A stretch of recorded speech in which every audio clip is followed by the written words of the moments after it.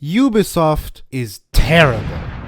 Ever since the dawn of humanity, Ubisoft games have always been there. They made games for PC, 9th generation, 8th generation, 7th generation. They made games for f***ing Atari. They have probably made a game that runs on your grandma's microwave. I think even in the caveman days, we could probably still find Neanderthals playing some kind of Ubisoft game.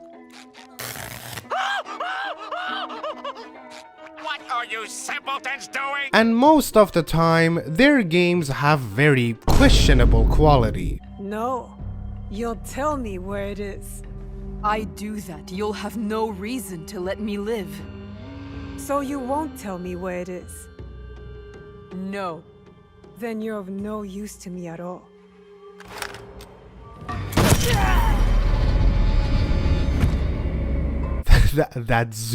What was that zoom?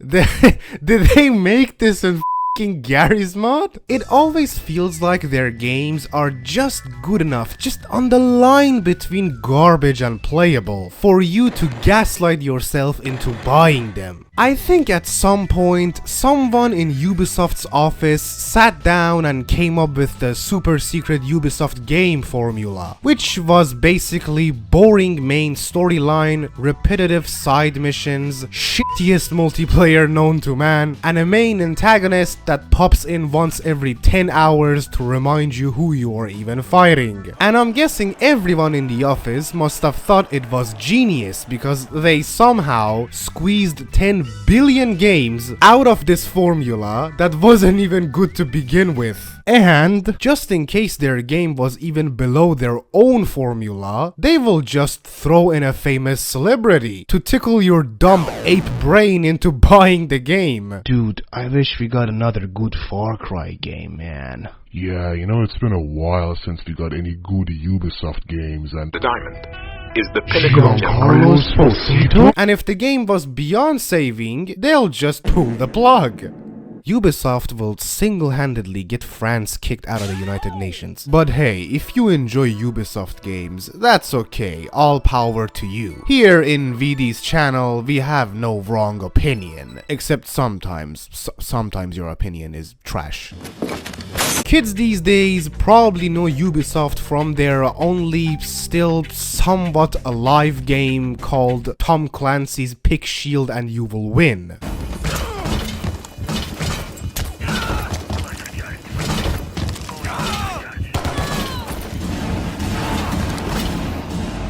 As a certified old fart, however, I remember the very first time I flipped the game and saw that wretched logo, which looks like a pile of shit from front view, was when I bought a game called Watch Dogs.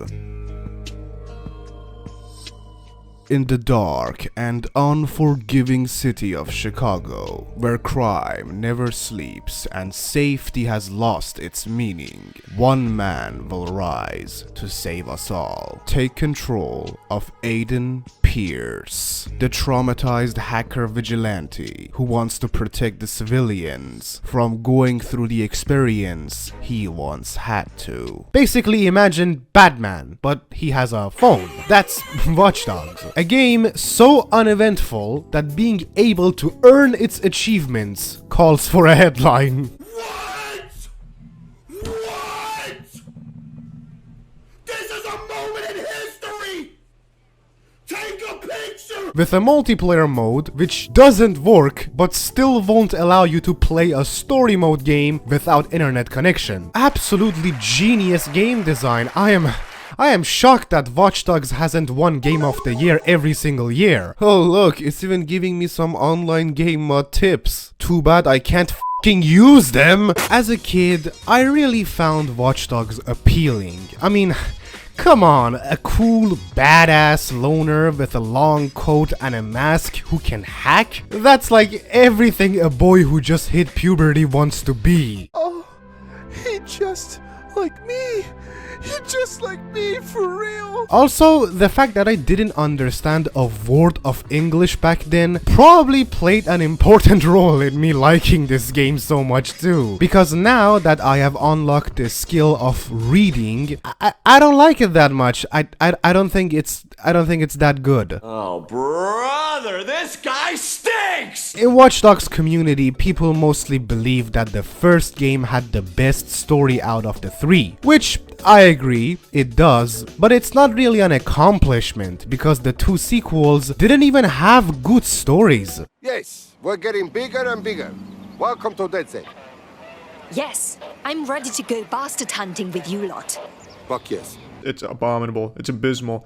Porn parodies are more true to the source material than this one. But then we have people who believe Watch Dogs was actually a misunderstood masterpiece, which I've spent hours of my life arguing against it with strangers online. Let me be clear. All I'm saying is that this game is not as good as you remember it. Not that it's dumpster fire. Because I still had a ton of fun playing it, and I think if you have the cash, you should totally try it out. But then I remembered that I am a YouTuber and I have to find something to complain about. So I thought, how about instead of arguing with people on Reddit, I just make a YouTube video about Watch Dogs and then never respond to any of the comments criticizing it because come on, be real. I can't be wrong. I'm based. And you are the soy Wojak, okay? So today I am going to take you on a trip back to Chicago to show you that Watch Dogs is not as good as you remember.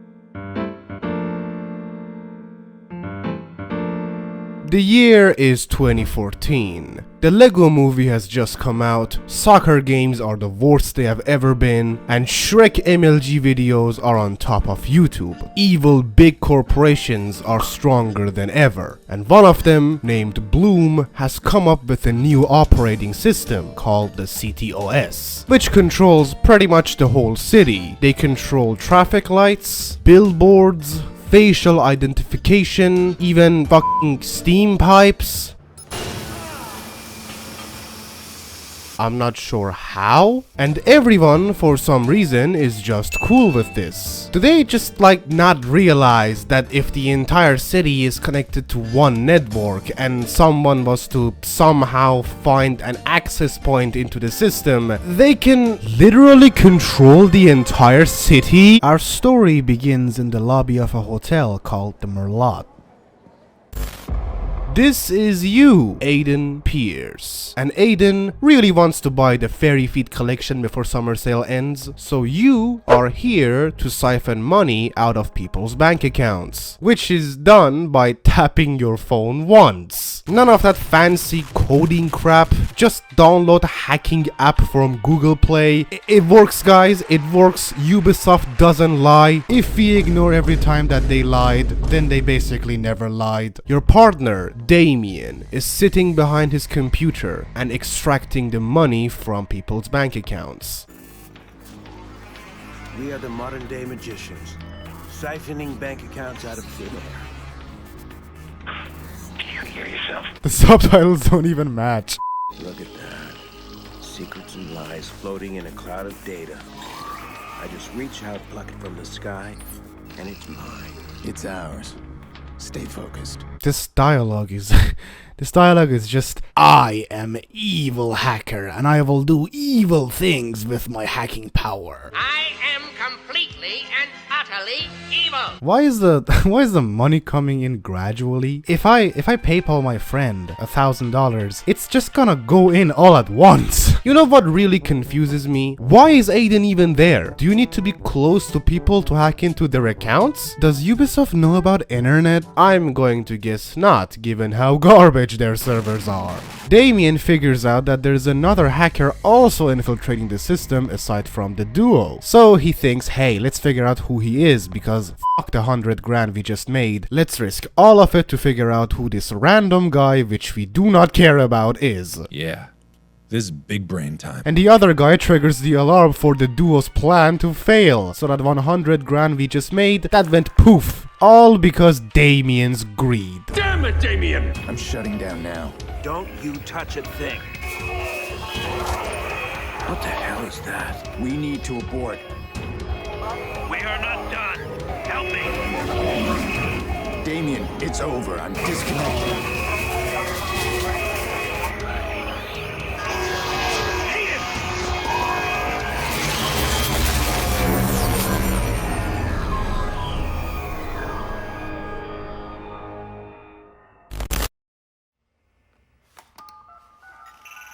Maurice. Yeah? You're on. One of our contractors ran a search for the hackers in the Merlot job. You're assigned Aiden Pierce. Take him out. Hit the family if you need to. This guy's hacking days are done. Hit the family? Got a problem? Nope. Husky, I'm good. You'll never hear from him again.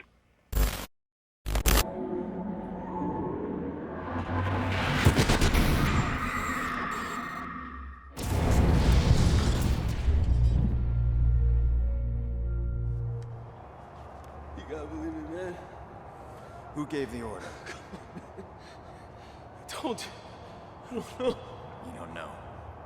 So what do you think, Maurice? Did you scare me? It was a job, man. I didn't know. The hit on Aiden didn't go as planned. They attacked him while he was out with his niece, Lena, and the little girl, unfortunately, did not make it. For the past 11 months, Aiden has done whatever he could to track down some sort of clue as to who was behind her death. And now, he has managed to track down the hitman himself, Maurice. You gotta walk away from this, man. Some things you can't walk away from. Please! What? Is this how it's supposed? What the hell is this what the fuck?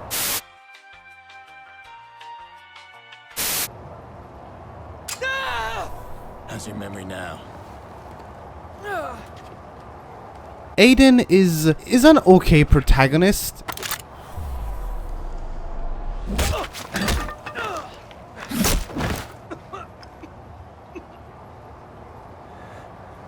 I like him. His motives are a little bit generic. 60% of the time, it works every time. I'm gonna excuse his motives because he has a lot of aura. My enemies may run Chicago, but I control it. Ah, chills. Literal chills. Sometimes people call him underrated. I wouldn't say that. I think he's pretty okay where he is. No. He is also a bit schizophrenic because he keeps talking to himself. People can be more vulnerable than their systems. We were a strong team. After Lena, I was done with them. Once or twice would have been okay, but Aiden comments on everything, and sometimes you can't progress until his monologue finishes. The Viceroys are gonna regroup, and a new leader will step up. And Bedbug? He's got a chance to get out now. I hope he takes. How long is this going to take? He is also, just like me, terrible with women, as you will see later on. But the best part about him is that this guy is an absolute fucking unit. Aiden Pierce can do anything. He's a hacker, a gunman, a getaway driver, a martial arts master. Literally think of any skills and Aiden has it. Why even have a crew when Aiden can just be everything? This dude has Franklin's special ability. He has Michael's special ability. He even has Trevor's special ability. Okay, I know it's going to sound crazy, but I just lied. I lied on the internet. I know it's a shocker, but he doesn't actually have Trevor's special ability. Despite how overpowered he is, he still has his own crew who sometimes help him out with stuff. He's talking to me. I leave you for 2 minutes. Give me my bullets. I tossed him. But you said you'd kill him otherwise. I told you to hold on to them, Jordy. Jordy is the jack of all trades. He's kinda like Aiden in that he does everything. He's a hitman, a sniper lookout, an interrogator, and also mentions doing some getaway driving stuff. In the world of Watch Dogs, you can't just be good at one thing. If you're a criminal, you have to just be good at every crime. Jordy is a very chill dude. He does a lot of favors for Aiden without even getting paid for any of them. He even keeps Maurice and interrogates him for the rest of the game, but Aiden on the other hand is kind of a dick. Whenever Jordy asks him to do one thing in exchange for a million favors he has done for him, Aiden is just like, "F you." Hey, I need you to cover something for me. What is it? I lined up a lucrative deal with a very demanding client. He needs a driver. No. Maybe Aiden is a dick towards Jordy because sometimes Jordy is just a bit of a fucking idiot. Right now they're on the bottom of a stadium and no one knows what is going on over there. But Jordy decides to call the cops to have a shootout with Maurice's crew as a distraction. You disingenuous, dense motherfucker. A distraction from what? No one knows what was going on down here until now that you called the cops, but I guess the game needed an excuse to teach you its stealth mechanics.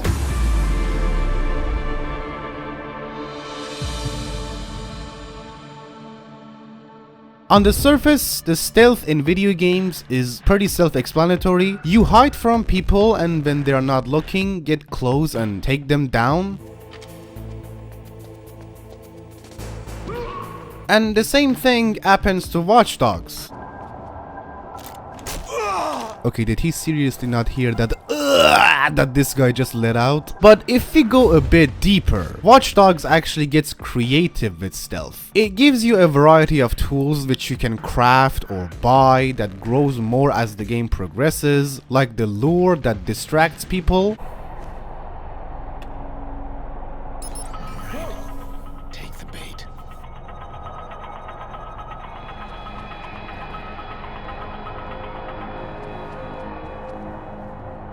You can also set up bombs and just make people explode.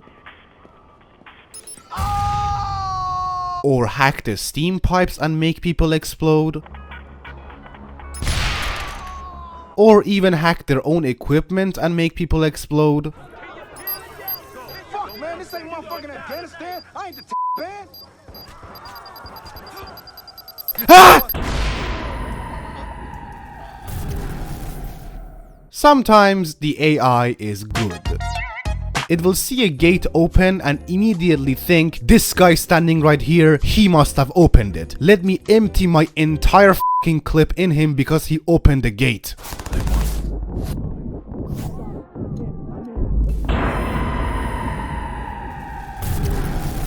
But most of the time, it's pretty easy to manipulate the AI and take them out, because the environment in general is also your friend. You can use pretty much everything around you to distract the enemies. You can even hack the security cameras to see areas which you can't from your position.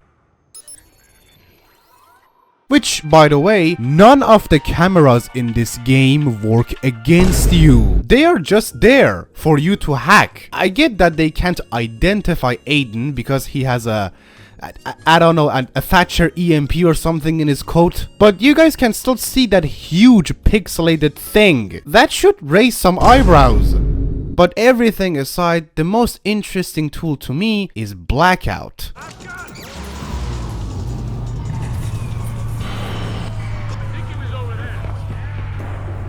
Taking out the power of everything in the area is an excellent tool if you know how to use it strategically. In the open city streets, it's a reliable option to lose the cops.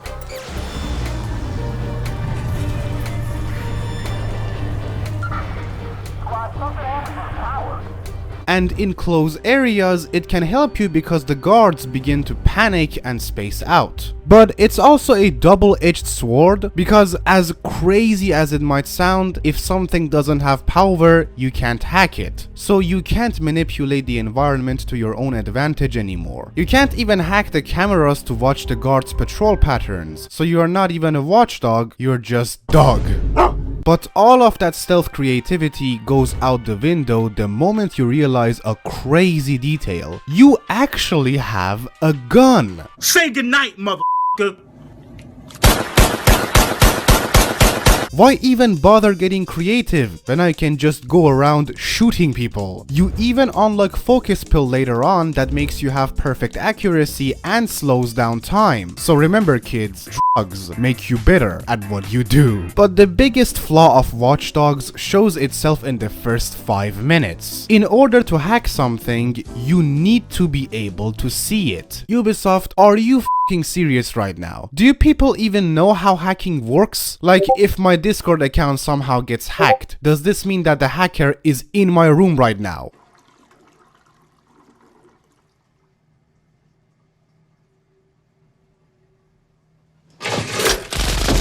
Yo guys, I just realized this is why Aiden was in the hotel lobby in the beginning. He needed to look at people for them to hack their accounts. You are exceptionally good at following your wrong logic, Ubisoft. Aiden realizes he's still off the radar and no one has figured out what happened in the stadium's basement. So he thinks to himself, you know what would be fucking sick? Cutting the power to the entire stadium for some reason.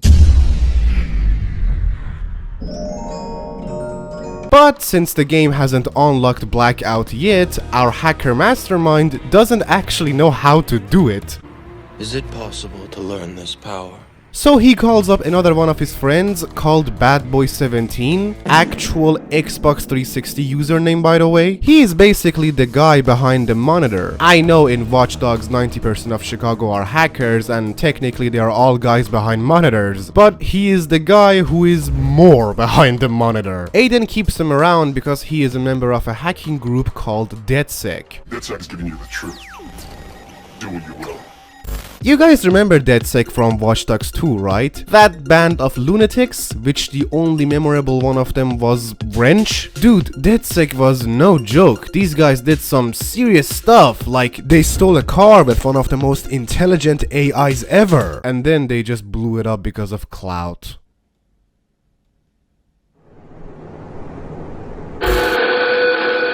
For over a year, we have warned that CTOS is vulnerable to attacks. DedSec appears in the original Watch Dogs as well, in a much more serious and dark tone, which a lot of people liked more than the Watch Dogs 2 version. I don't want to talk about DedSec a lot since they aren't the focus of the story, but I don't even get why they're in this game other than being a sequel setup. The idea is that DedSec is fighting against CTOS, trying to make people see how vulnerable it is. And Aiden is just somewhere in the middle. He uses CTOS to his own advantage, while DedSec targets him to promote their cause.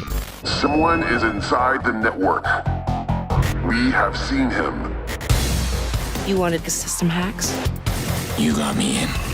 He is not DedSec, and we do not defend him. But that's really as far as it goes. DedSec doesn't do anything in this story. I'm pretty sure they didn't even have to attach Badboy17 to DedSec. They could have just made him a solo hacker that has access to a level of technology that Aiden doesn't, especially considering he isn't even mentioned at all in Watch Dogs 2. Get the f*** out of my sight before I demolish you. After cutting the power, Aiden successfully sneaks out of the stadium undetected.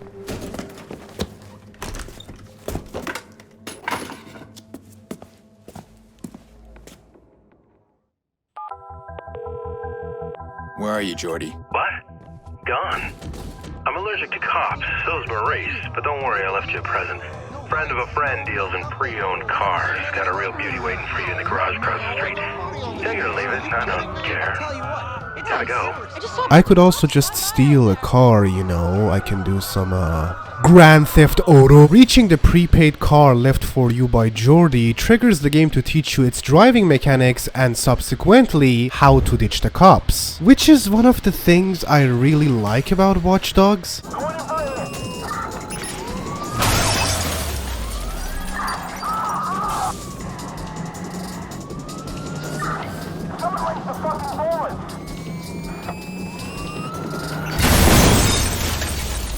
That was intense. Unlike GTA 5, where you have to keep driving around until you shake the heat or just make a phone call and beg creepy Uncle Lester to get off Reddit and get rid of cops for you. Can't handle the heat, my friend?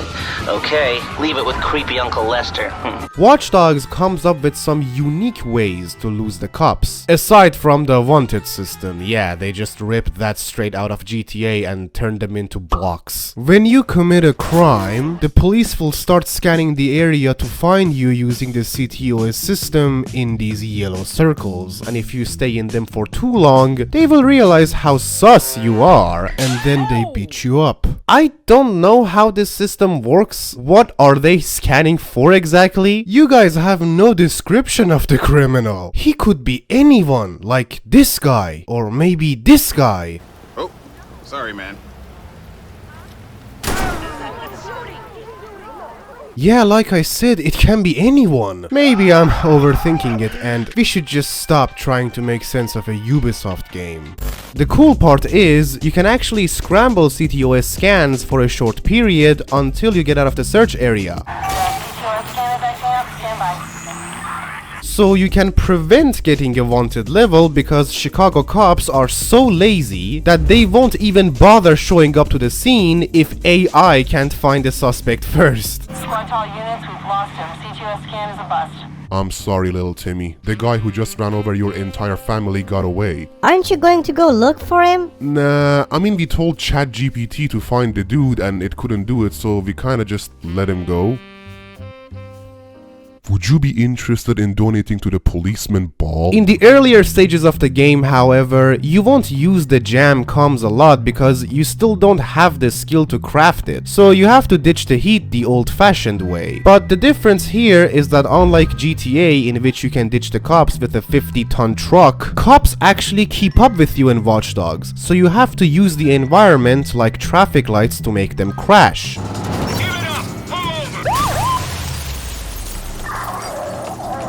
This constant pursuit that keeps you on your toes and doesn't give you a break makes car chases much more intense. FBI!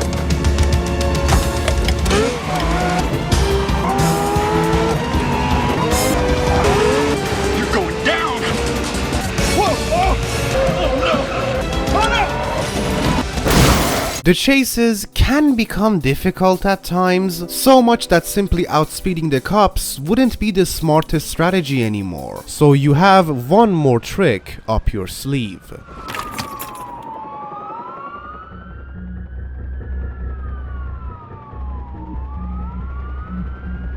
Once out of sight, you can drive up to an alleyway and kill the engine, waiting in the shadows, acting like a non-suspecting parked car, right under their noses. All you have to do is sit and play the waiting game. Squad, we're coming back in. The suspect lost us.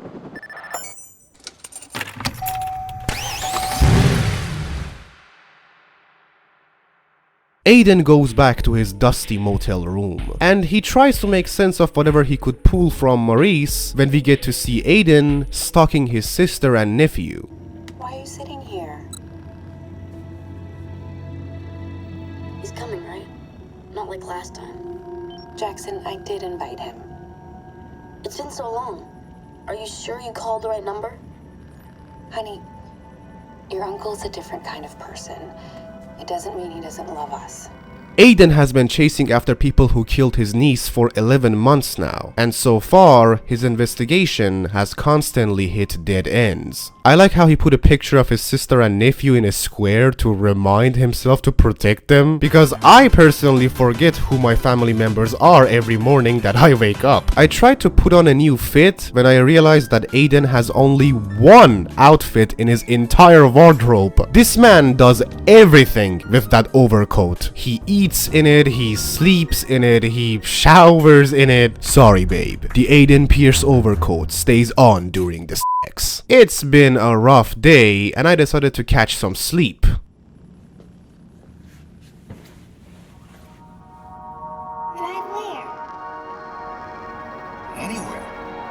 Aiden will have flashbacks to the day his niece died a lot in this game. And by a lot, I mean it happens about 60 times. There's even a prompt in the map where you can just go and trigger it yourself. I don't know why anyone would actually drive up all the way to the top of the map to do it.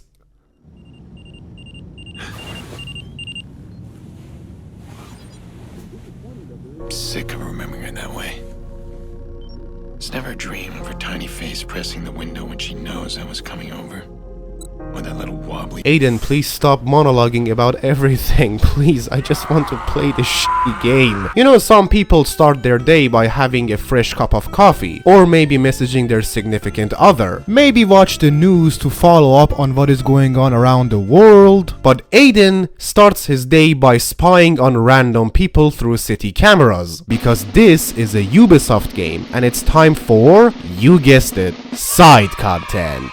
God, I hate myself. Just like any Ubisoft game, Watch Dogs also has a series of side missions that are okay for the first time, but get boring because the game will repeat them 50 billion times. And the driving force behind them is that ever since Lena was killed, Aiden didn't just start investigating her death. He also became a vigilante known as the Fox, who puts himself at risk to help the citizens of Chicago. Aiden has intel on gang hideouts all over Chicago, and you can go over there and kill all of them, then get some XP in exchange. That's it. That's pretty much 40% of side missions explained. You just go to place, shoot people. None of them have any sort of interesting twist or anything.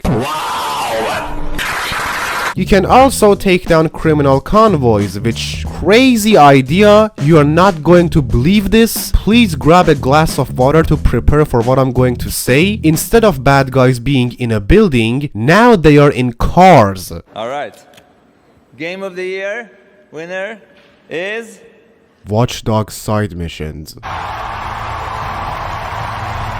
Sit down with me, Ubisoft, okay? Let's have a heart-to-heart. You have a vigilante as your protagonist. The potential is limitless. How about some side missions where Aiden interacts with people of Chicago, hears their stories, or their thoughts about him? Just take a look at GTA 5's Strangers and Freaks. I know they are not always the best.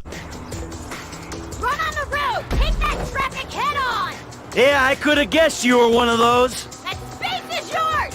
Own it! Drop dead! But sometimes they can get pretty creative. Tony. Hope you had a good time up there, huh? Yeah, not bad. Bit skinny, but not bad. Where you know her from? You ain't the pimp type. Pimp? No, she's my wife. She's my wife. I left my first wife and kids for her. Best decision I ever made.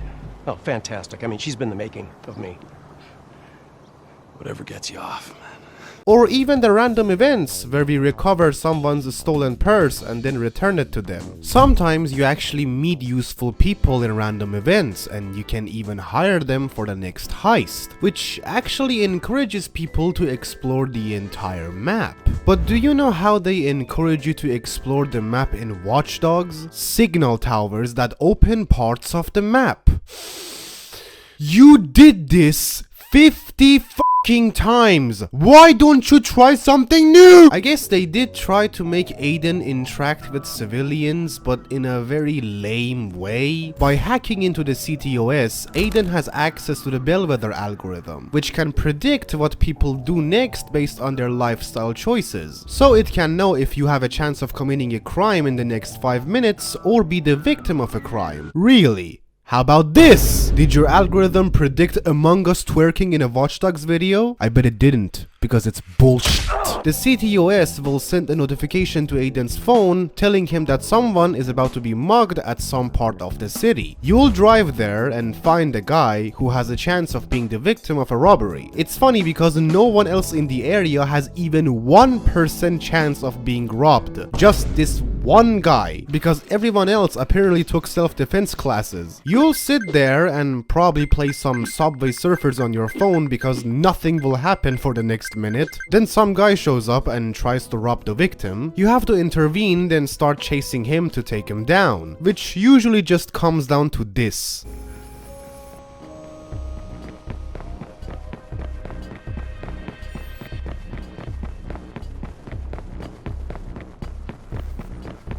Until you finally catch up with him and do a fucking spear. Wait.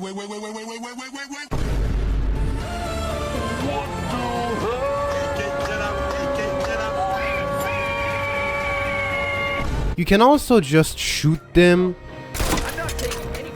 But, I mean, that would make it even more boring than it already is. Sometimes when doing any type of side missions, the game will point out one specific enemy that it needs you to knock out for police to arrest. And if you happen to shoot him by accident, then you fail. If this guy sees you coming, he'll try to escape and you have to chase him down in your car and eventually take him down. Now you might also be thinking, why not just injure them with a bullet to the knee and then take them down? Well, because people don't get injured in Watch Dogs. Everyone is either completely fine or a corpse. Taking down the criminals successfully gives you Vigilante points. That's right, this game has a reputation system.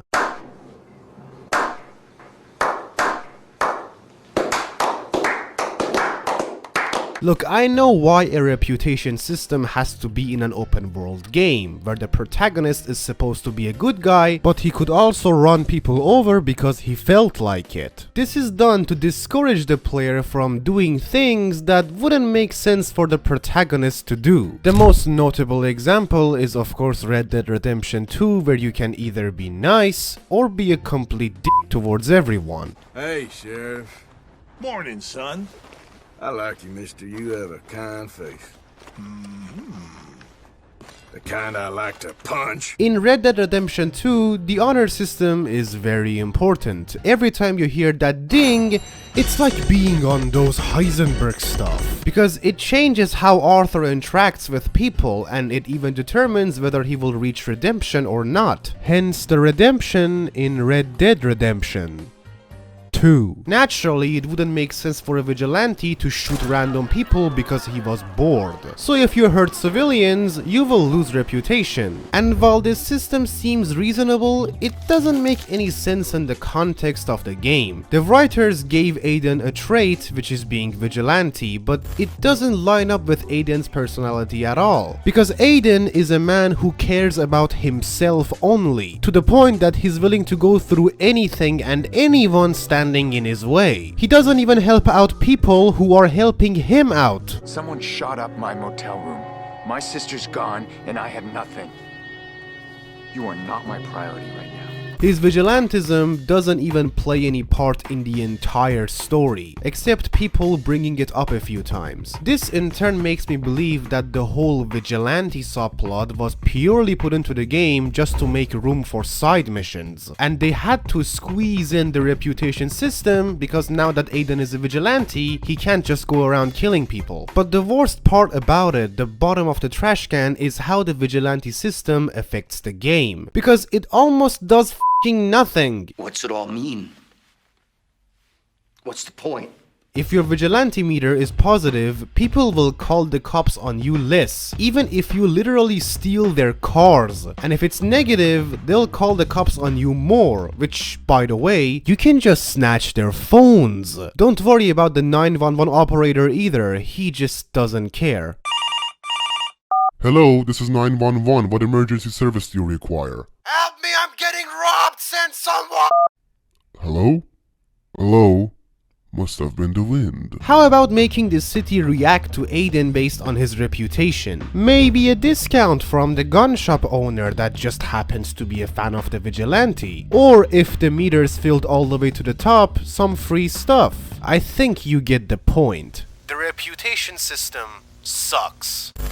32 minutes into the so-called open world game, it finally allows me to do some open worlding. You will notice very early that this game doesn't look like the E3 footage at all. It still looks good. I'm not sure why my laptop sounds like a jet engine though. Probably not a good sign. Putting gameplay footage and the E3 footage side by side, you can see that we got bamboozled. You got bamboozled. You got bamboozled, look at you. You got bamboozled. Go bamboozle. The senior producer of Watch Dogs came out and pretty much said, sorry guys, we didn't really know a lot about PS4 and Xbox One, so you got us. We thought it would look better. But graphics aren't everything. I've played a lot of games that don't have the best graphics out there, but they were just so good. But in the case of Watch Dogs, some better graphics could have really improved people's view on this game. I started driving around the city for a while, and after some time, I got a call from Jordy and he told me, hey dude, there's this guy and he has a car rental service, so you can just use this car on demand app and order any car. That's kinda cool, so I can just call them and ask for a Lambo and they'll give it to me, no questions asked. You wake up when the alarm goes off. You go to your job. I kinda like this system at first because, take notes Rockstar, it doesn't make sense for a criminal to have a car registered in their name to do crimes with because there's this thing called license plates. But I'm going to bet you 5 V-Bucks that you will never use this Cars on Demand's app because not only do you have to run 10,000 miles to where the game spawns the car, you can just unlock one of the very first skills in the game that allows you to hack locks of every car. So it actually comes across as if you're getting into your own car, not that you're stealing one. However, I didn't have skill points for it yet, and the game spawned the car I ordered too far, so I shot someone and stole their car. But don't worry, I'm the Vigilante and will use this car to protect people, so that was clearly a reasonable sacrifice. I drove around the city a little bit, and it's interesting what they have done with the driving in Watch Dogs. A lot of people complain about it being bad, and well, yeah, it's not really that polished, but it's fine. I'm going to even drop a hot take. The driving in Watch Dogs is actually a bit realistic.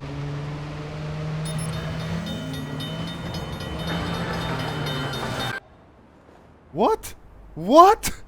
What the hell just happened? In GTA 5, Rockstar made the roads a bit wider than the real-life counterparts, which, combined with less traffic, makes driving more enjoyable, until NPCs decide that you had enough fun. But Watch Dogs has kept the roads about the same size that a road would be in real life and didn't really reduce the traffic. So the driving isn't really that fun, but it's more like driving in real life.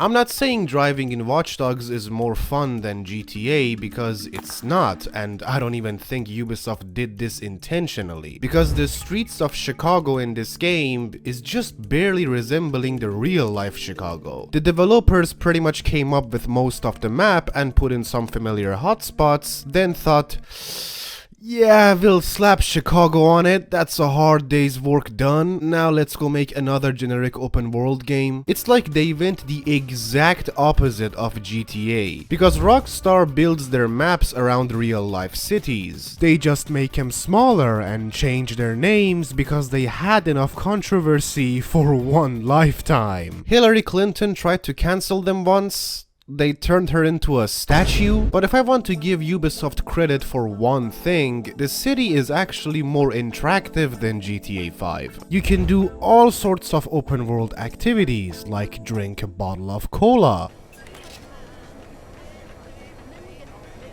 Take care now.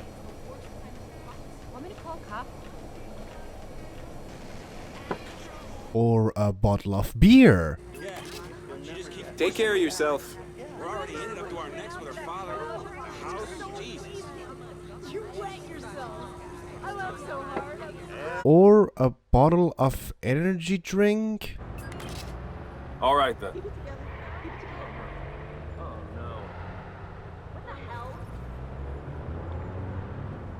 But at least if you get bored, you can drink yourself to death in a minigame. I thought I'd go shop for some clothes and get Aiden a new wardrobe. Apparently, Aiden never moved past the overcoat phase because all of his outfits are the exact same thing, just with a different color. Shout out to all the clothing stores for restocking the same overcoat in 50 different colors just so Aiden Pierce can buy them, because he's the only person in Chicago who is stupid enough to wear an overcoat in this hot weather. I found out in order to buy clothes, you need this thing called money. We just need money. Just like I need money, and you should totally check out my Patreon because you're an awesome guy and it's only natural that awesome people check out my Patreon. Thank you. Mwah. So how do you make money in Watch Dogs? Well, by hacking people's bank accounts and stealing their money, of course.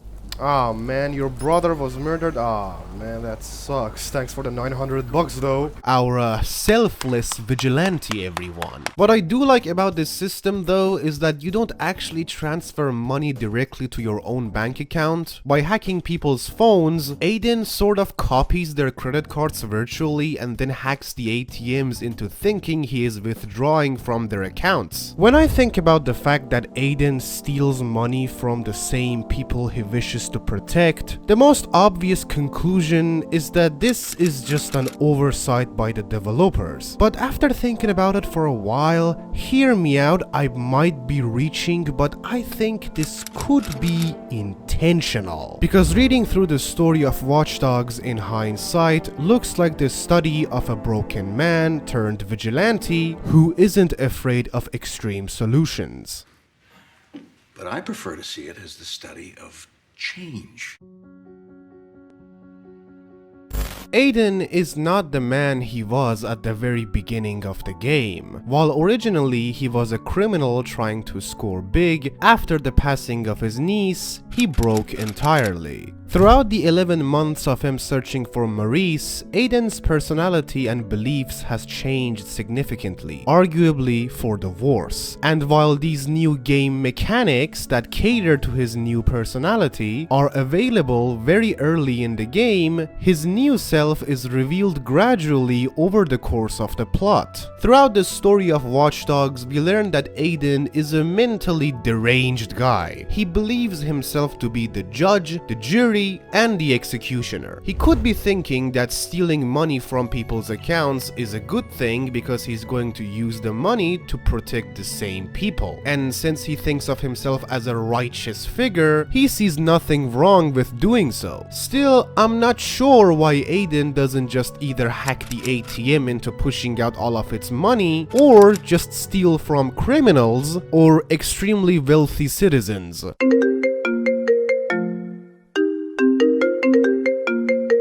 Hey man, it's me Jordy again. Listen, you don't have to hack people's accounts to make money, okay? Now I know a guy who knows a guy who knows another guy that would pay you handsomely for helping criminals. Yo, what's up, Aiden? That's right. Why don't you, the vigilante, make money by helping criminals?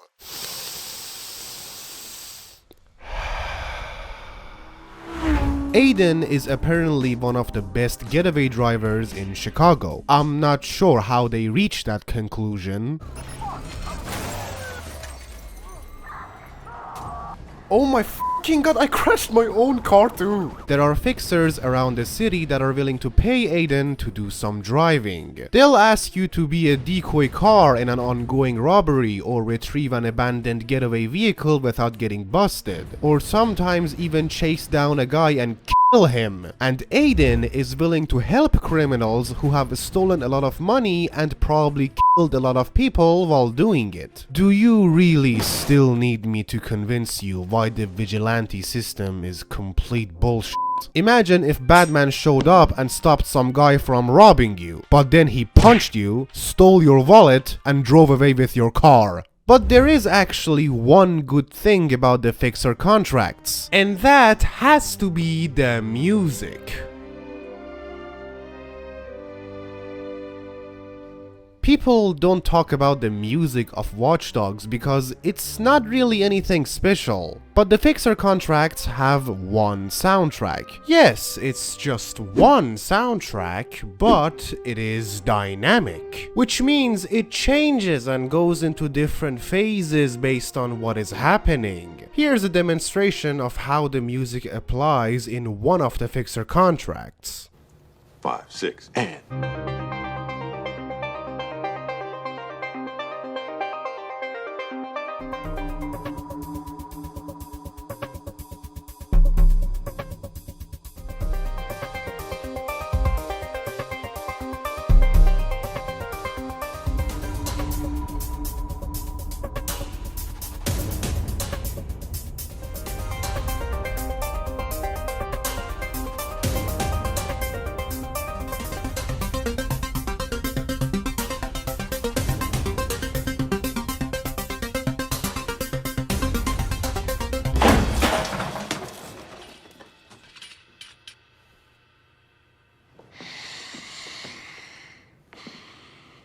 Why not use more soundtracks? Despite what happened 11 months ago, Aiden still seems to have a good relationship with his sister Nikki, and she has invited him to come over for the birthday of her son, Jackson. 3, 4, 5, 6, 7, 8. Wow, that birthday cake looks like an actual pile of shit. 10.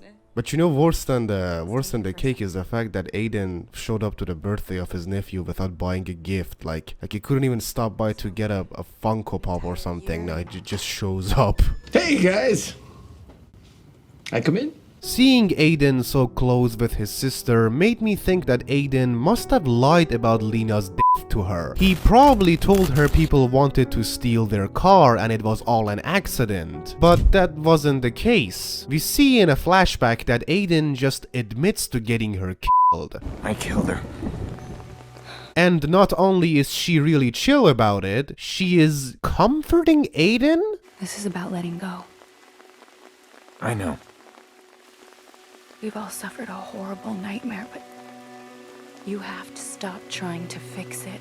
I'm not trying to fix anything. Why is the mother of the child comforting the man that got her game ended? Why are you even letting him close to your other child? Did you forget what happens when Aiden gets close to your children? I don't care that you are my brother. If my daughter was taken from me because you wanted to make some money, I will make you explode. Nikki gets a phone call from a Redditor who is stalking her, and she gives him some useful life advice that I think every person who has ever used Reddit needs to hear. I'm gonna give you some advice. Are you listening? Go outside, meet people, get a life, and stop calling me. Someone is prank calling Nikki and threatening her, so Aiden gets curious as to who it could be, but Nikki asks him to stay out of it. Nikki, I can find this guy. Okay, look, Aiden, God, you have not changed at all. We do not need your help. Please stop trying to fix our problems. Every time you try, you just make things worse.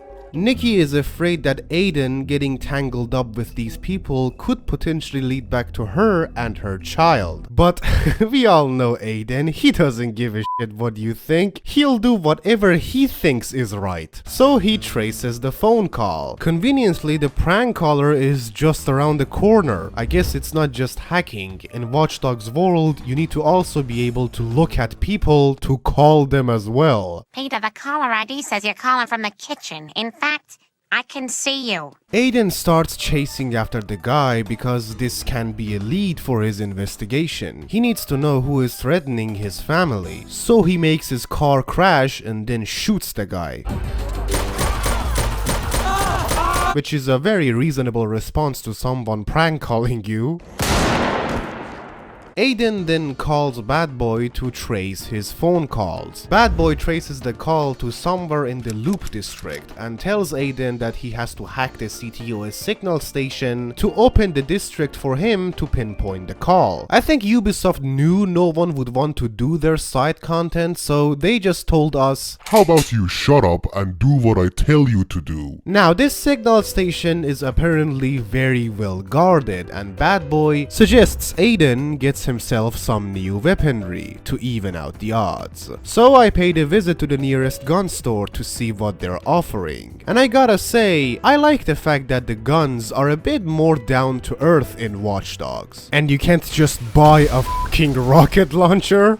This isn't even video game logic or a parody anymore. I genuinely do not know what is going on in America. But of course, when Ubisoft does something good, they have to immediately balance it out by doing something terrible. Perfectly balanced, this whole thing should be.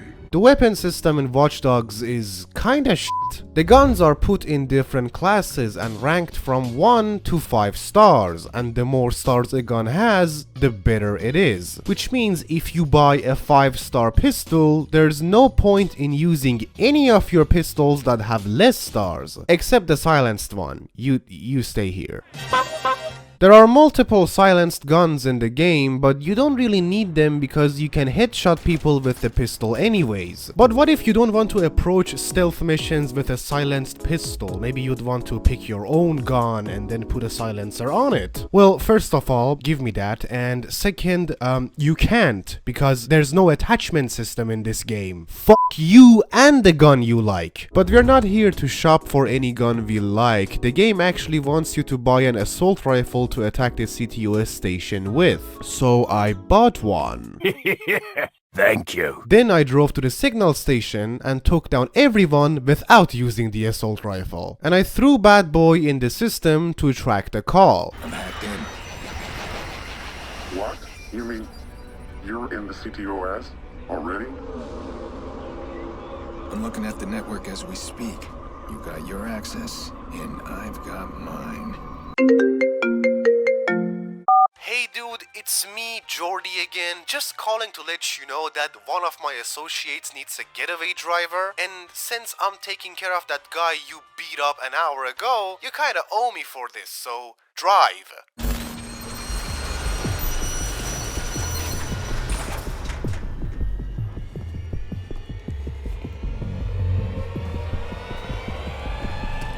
I hope you have an invitation or you're dead. I'm the driver. You got a car? This thing's shot to hell. No. My rule's your car. Ah yes, let's take your car that the cops have already seen and identified and shot with bullets. I feel like this mission is where I was supposed to learn how to ditch a high-grade wanted level, because this is the first time it's happening in the game, but I've been constantly going around and shooting people and stealing their cars, so I'm kinda used to it. After probably the easiest police evasion I've ever seen in a video game, I drove the client to his boss, who immediately killed him.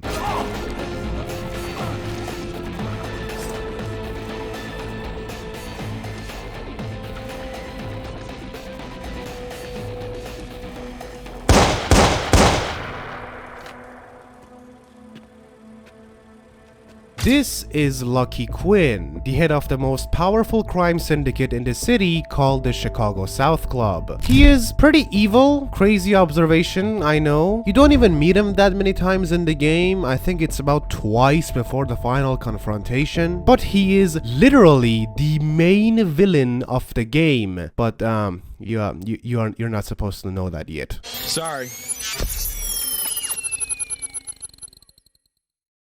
You see, the point I'm trying to drive home is that this Lucky Quinn guy, he plays a very important role in this story, right? And because of that, even though he is a criminal, Aiden can't just shoot him. But you notice the problem when Aiden has a monologue with himself after the mission. These assholes have been preying on Chicago since before I was born.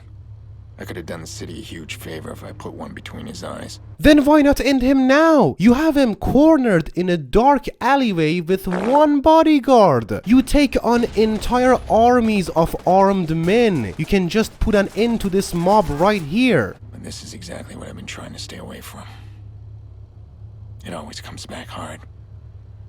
That can't happen again. Oh, so you're not gonna end him because you're afraid of getting tangled up with his mob that can lead back to your family and put them in danger again. Okay, so how do you know that any of these criminals that you stop throughout the game don't work for a mob? How do you know there isn't a big bad crime boss just sitting on his chair watching you take down his hideouts and convoys that won't come after you later? Face it, Ubisoft, all you are doing is saying that this guy is someone Aiden is supposed to take down, but he can't do it yet because the villain still hasn't played his role in the story.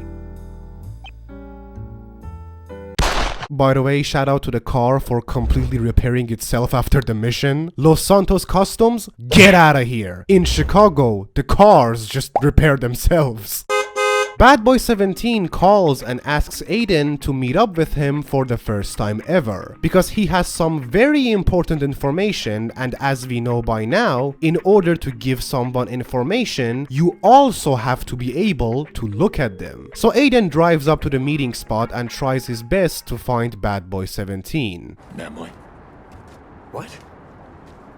Bad Boy 17. What the fuck, man?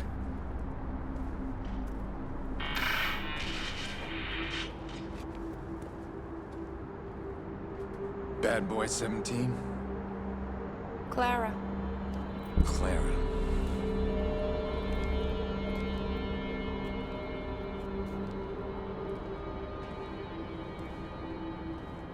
You don't look 17. What kind of dialogue is this? You don't look 17. I was half expecting Chris Hansen to just show up from the corner. Aiden makes a very big deal out of Bad Boy 17 not being an actual 17-year-old boy. Aiden, your nickname is the Fox, but you don't go around wearing a fursuit. Later on in the game, you're gonna meet someone nicknamed Iraq. What, did you expect him to be a whole country? You should be nicer to me. I'm about to open your world. Yeah.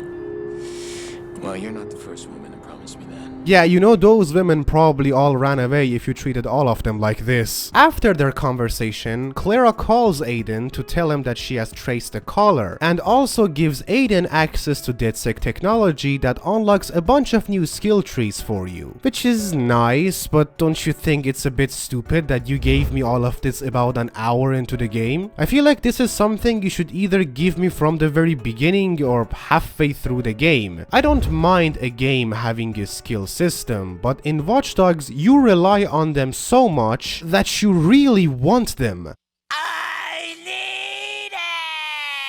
Becoming better at anything in this game needs you to buy a skill and not actually learn the game. You don't need to really learn how to control gun recoil, just get a skill that does it for you. You don't need to learn how to switch your guns faster in a heated situation, just get a skill that makes it faster. You don't even need to learn how to drive off-road, just get a skill that makes it easier to do that. What about me, Ubisoft? How about letting me learn your game and become good at it instead of making me beg for skill points? Look, if you want me to play your side missions, you just had to ask nicely, man. There was no need for any of this. Clara calls again and tells Aiden that the caller is bouncing his signal through a CTOS tower. So Aiden goes there and tries to get her into the system, where we do a small hacking minigame. I was gonna complain about this, but at least it takes some thinking. It's a lot better than whatever bullshit Rockstar Games came up with. Step 1. Identify the target and its flaws. There are always flaws.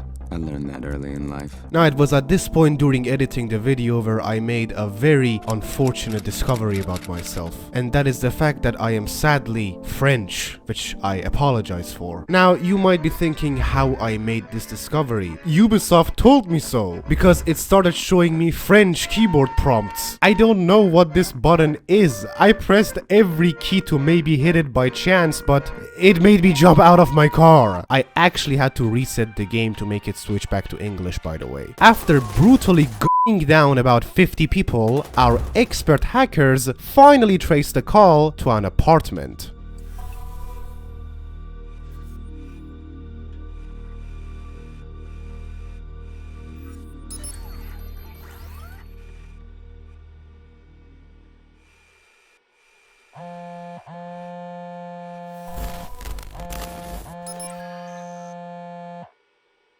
I knew you'd find me.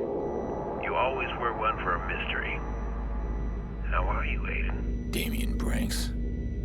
The hell is he doing? I hope you don't mind the games. Wanted to see if you'd lost your edge. We need to talk. And, you'll want to be quick. Breaking in like you did tripped an alarm. This isn't what I had planned for us. But we're about to be interrupted. Come find me. I'll pick someplace nice. Why would he harass my sister? We haven't spoken since the Merlot.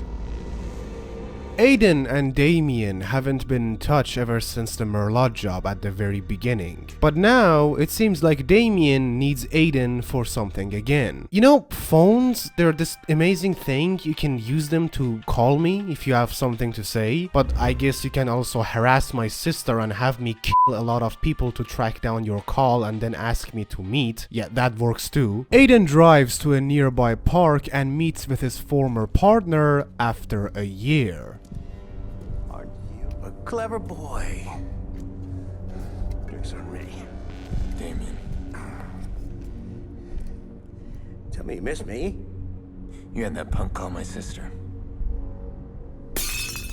That is not how we treat alcohol in VD's bar. Join the Discord server, by the way, thank you. 6-year-old girl. My niece died because you went too far. Oh, you're adorable. Blaming your family problems on me? Damien crossed the line, he made the Batman angry. What about me? What about you? You're not the only one suffering. They made me a cripple. They took everything from me.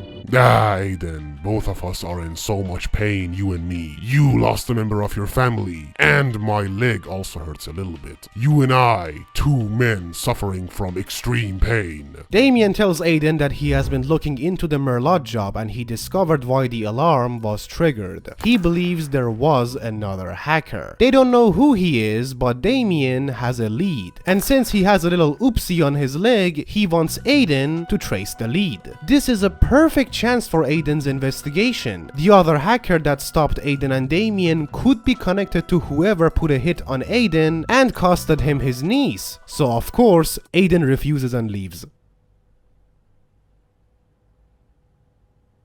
This is when the developers realize that their main storyline is kinda short. So they throw in a whole mission line that has nothing to do with the rest of the story. Hey, Aiden, did you miss me? It's me, Jordy, again. Listen, you remember that guy in the stadium that I stabbed and then framed for murder? Yeah, apparently he didn't die. I don't know, I didn't check. But he got busted, and since he saw your face, he will reveal your identity to the police. So, we're kind of fucked, you know? And this sets off the most pointless sequence of missions in the entire game, which shows just how evil Ubisoft can be because they force you to play their game for longer than you should, which directly contradicts the Geneva Conventions. You meet up with Jordy, and he lets you know that there's a crew who wants to break the witness out of prison to make him talk about Aiden's identity, because someone is looking for the Vigilante. You find an informant and get the name of the crew members from him, then you go on to find the niece of the crew leader and make her call her uncle. Then you go on to trace the call, track down the crew, and eventually kill them. This was 3 hours of the game's runtime, and we're not even done. Oh no, not even close. Because now Aiden has to actually find the witness himself. So he comes up with a plan and calls Jordy to let him know. I had a goddamn plan! Now, I beg you, please pay attention because this next part is very important. You and I are going to play a little game. I need you to listen to this conversation between Aiden and Jordi and see if you can spot what's wrong with it. And I don't know, comment it for me, I guess. Do you still have contacts in the prison? I already asked if they could make our guys slip in the shower. They're dirty, but they're not that dirty. I'm gonna get arrested. Of course you are. Why the hell are you doing that? This witness we're after, he's a nobody. He was in the wrong place at the wrong time. He wasn't looking for me. I don't want to kill him. I just want him to understand I can reach him anywhere, anytime. Did you catch the problem? No? Well, that's okay, you couldn't have won the game anyways. Because when we play a Ubisoft game, we all lose. Jordi has just told Aiden that he has contacts in the prison who will do anything, but they won't kill someone. Aiden tells him, well, I guess I'm going to get arrested and get in the prison myself. Jordi asks why, and Aiden says because this witness is a nobody. He doesn't want to kill him, he just wants to scare him. Aiden, Jordi just told you that he has contacts in the prison who are dirty, but not dirty enough to off someone. And you just said you don't want to off him. Then why don't you just pay his contacts to scare him? We should just stop trying to make sense of a Ubisoft game. So Aiden gets himself busted, gets his phone and baton snuck in and breaks out of his cell. And after sneaking into the basement, you encounter the first boss fight of the game.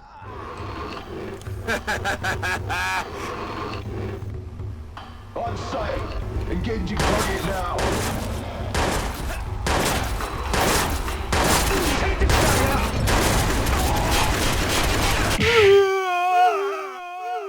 Absolutely genius boss design. Elden Ring, throw that shit away right now. Somehow all of those shotgun shots did not raise the alarm and I found the guy. Relax. You're inside. How'd you get inside, man? You know, it was pretty simple. These high-tech security prisons, they make it quite easy, really. Have we met? What? Have we met? No. No, I never seen you, man. Yeah, I didn't think so. So you're in here for 60 days. In good behavior, you're out in 30.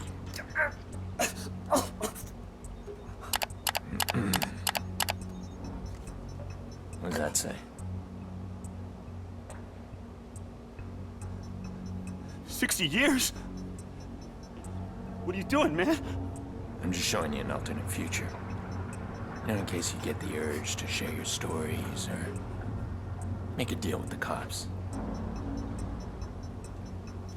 We're clear, right? All units, possible prison escape. Be on the lookout for white male Joe Smith. I need a unit up to the laundry. We've lost communication. Copy. We're on it. Damien calls Aiden and asks for them to meet up again. So I drove there only for Aiden to say, never mind, I don't want to talk to you. Where are you? I don't think you're gonna like my answer. You know what? Forget it. I don't need whatever you got. And Damien says, well, too bad, cause I'm in your sister's house. Very smart showing your face on these huge TVs for everyone to see, by the way. That's not gonna raise any questions. Aiden drives up to the house and beats up Damien until he tells him what's going on, which Damien does. Where? That's not how it works. You don't want to answer that. Yeah. Nikki, where are you? Nikki! Haha! I hired fixers to kidnap Nikki to force you to look for the other hacker. Why didn't you just hire the fixers to find the hacker? Because I am evil. What do you really want? You lost your right to question me. I want that hard drive, that's all you need to know, and that's the price for Nikki. Stop overthinking, Aiden. I'll need regular updates. In exchange, you get to talk to Sis. Quid pro and all that. Yeah, I can throw you in a room and beat you with a baton until you tell me where Nikki is, but how else would Ubisoft stretch out this game? Aiden finds Jackson, who somehow got away when they were kidnapping his mom, and he tells Aiden he heard the name from the men in his house, which was Racine, who is someone that was hired by Damien to kidnap Nikki. So Aiden decides that Racine is the best lead. And you know, I was on my way to find Racine, but then I came across this majestic minigame. Go on, make a bet.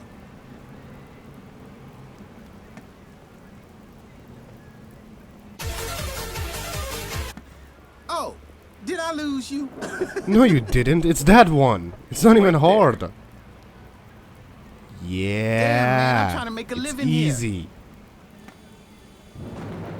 Yeah, give me that money. Yeah. Where's the ball, man? I don't know. I think the middle one. I lost track.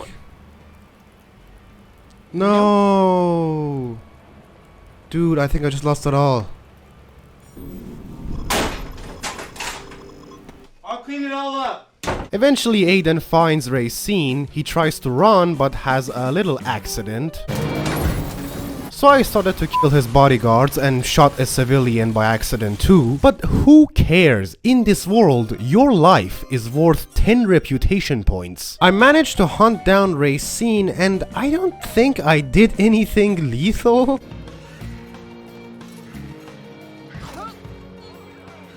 Did he just what? Then I got another call from Damien that basically told Aiden, "Dude, what the f***? I told you to go look for the hacker, not shoot up my men." And Aiden finally realizes how stupid what he did was, so he actually starts looking for the hacker. Back in his motel room, he starts to go through whatever data he has on the Merlot job to see if he missed something, and turns out he did. Right there. Damn it. What the? Hey, it's me. You called me here. Shit. I have a lot on my mind. This cutscene is just absolute cinema. First, Clara shows up right in front of the board, then teleports back to the door because Aiden draws 2 pistols on her with one hand at the same time. Aiden asks Clara to repair the corrupted video, but she's not skilled enough to do that. Answer me. I'm not doing anything until... He took her, Clara. He's using my sister as collateral. Oh my god. The man we traced? Yeah. Damien Brinks. I can't help you. I'm gonna go. We'll talk later, right? After you're done. Shh. Come here. What's happening? Cover your ears. That's amazing. All you heard was just some guys pulling up to the driveway and you immediately assumed they were after you?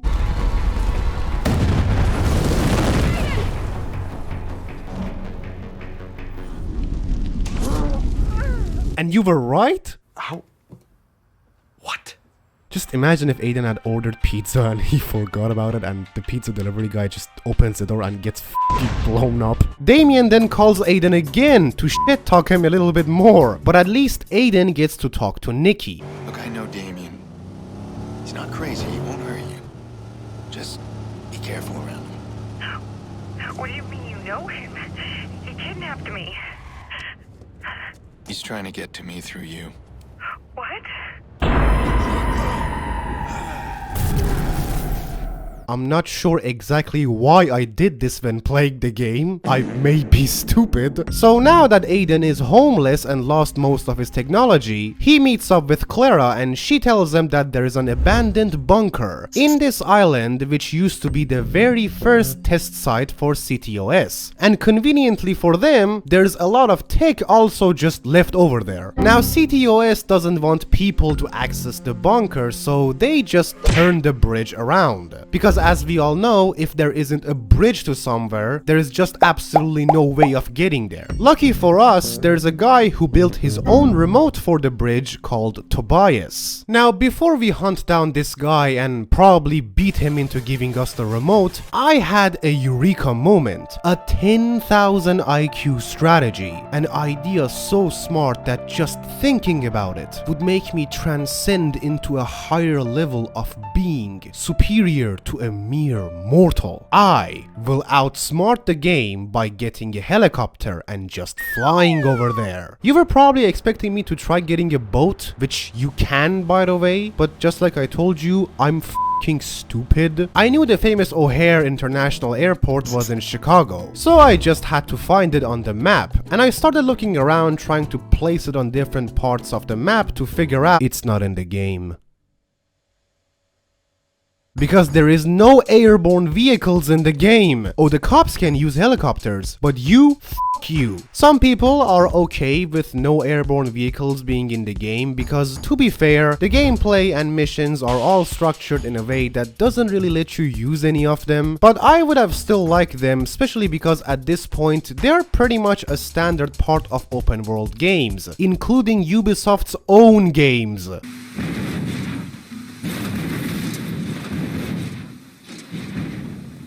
So I found Tobias, who was gambling, and asked him nicely if I can have the remote.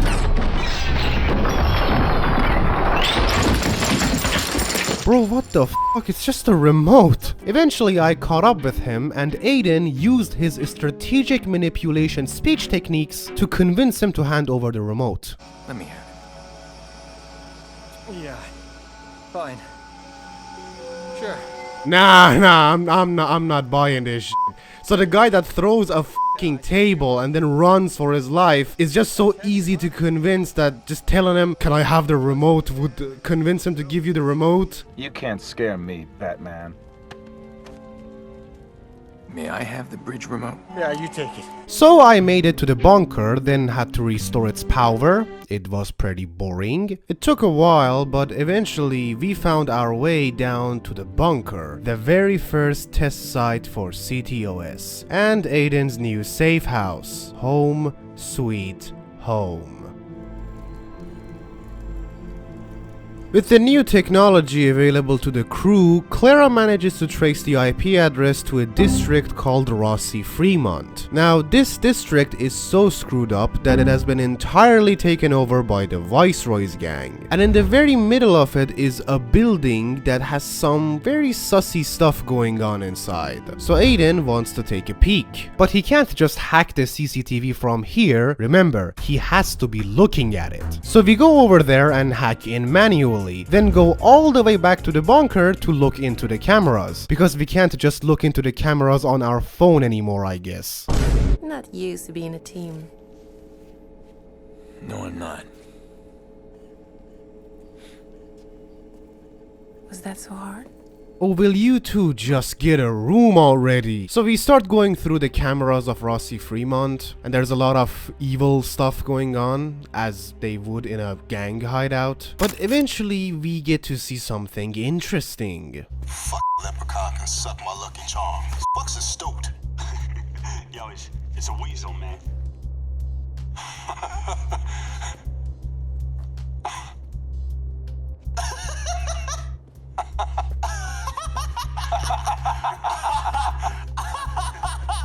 Weasel.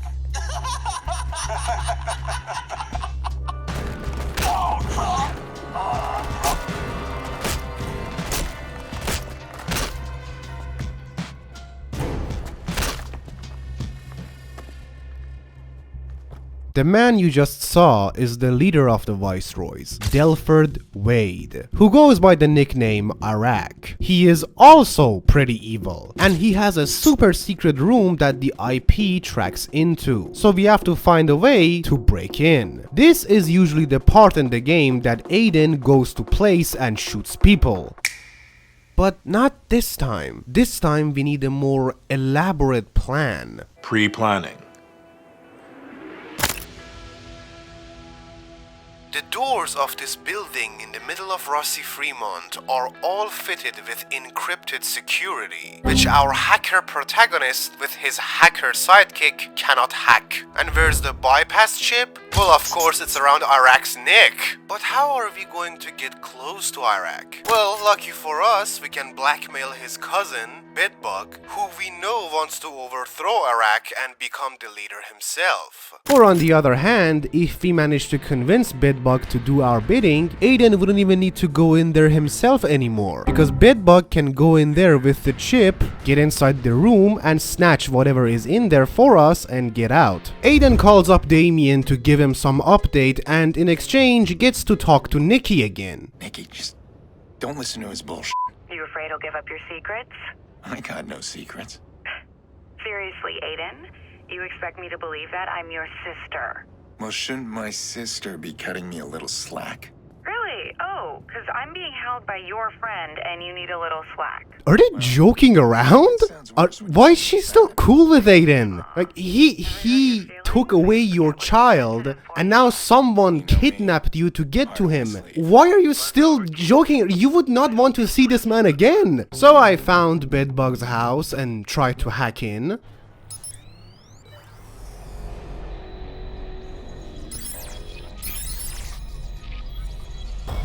What the f***? So I consulted with Reddit gods to see what's wrong, and it turns out Bedbug realized how trash this game is and decided to take the easy way out.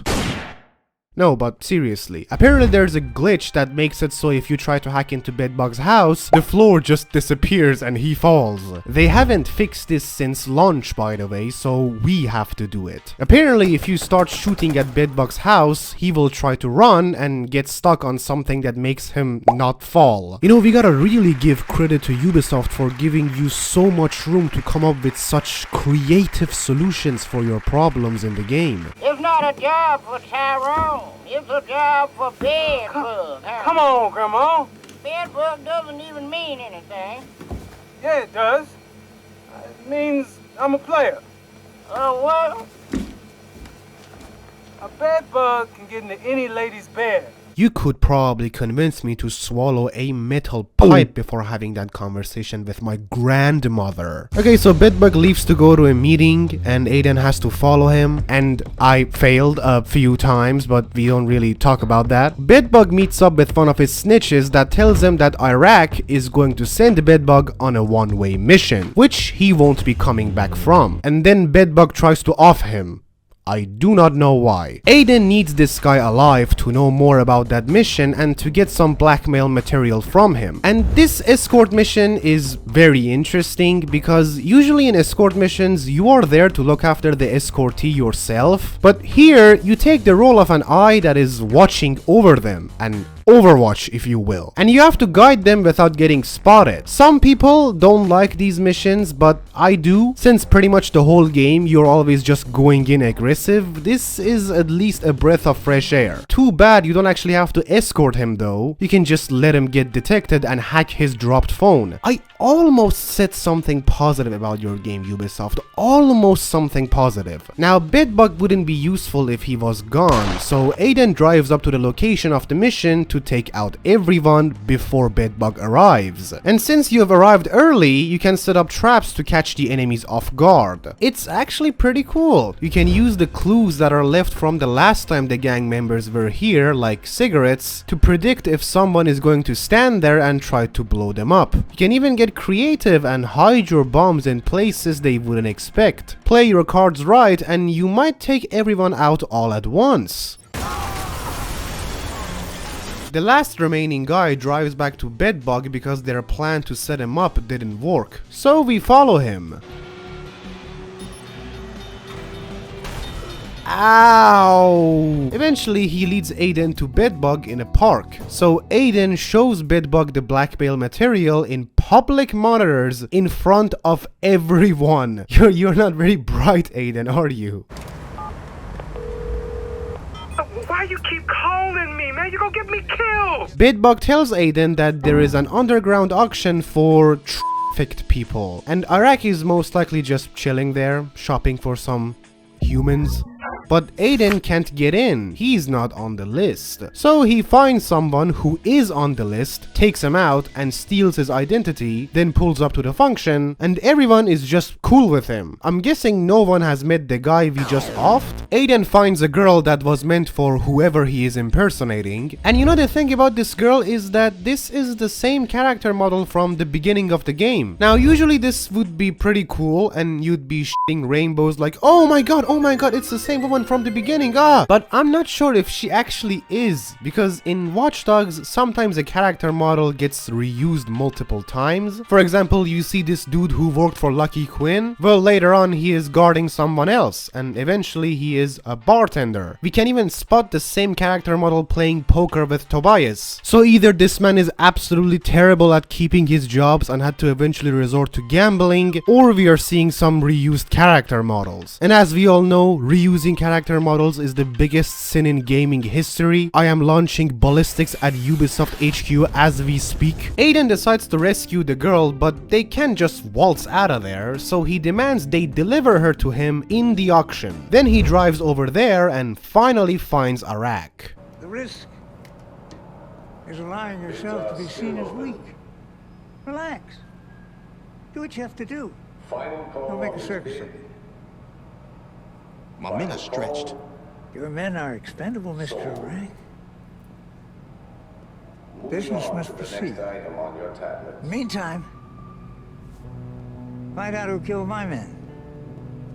That's all. We have an opening bid. Mr. Crispy. Any other bids, gentlemen? Open to raise. Would you excuse me? Of course. Our guest has arrived. Mr. Quinn, unfortunately I can't stay. Oh hey, you were the antagonist of the game. I entirely forgot you even existed. So then the girl shows up and we disable her tracking chip. Then she just escapes herself. Look, I'm just gonna come right out and say it. What was the point of adding her to the game? You guys didn't even try to stretch out the game like you usually do. I didn't even come here to rescue her. I came here for the chip. We should just stop trying to make sense of a Ubisoft game. Aiden sends Bedbug into Rossi Fremont with the chip instead of going himself. And Bedbug sneakily finds his way to Iraq's super secret room, which can now be opened using the chip we stole off of Iraq's neck. Inside the room is a suspiciously huge server that Aiden tries to hack into. Wait, that's not enough. Go back.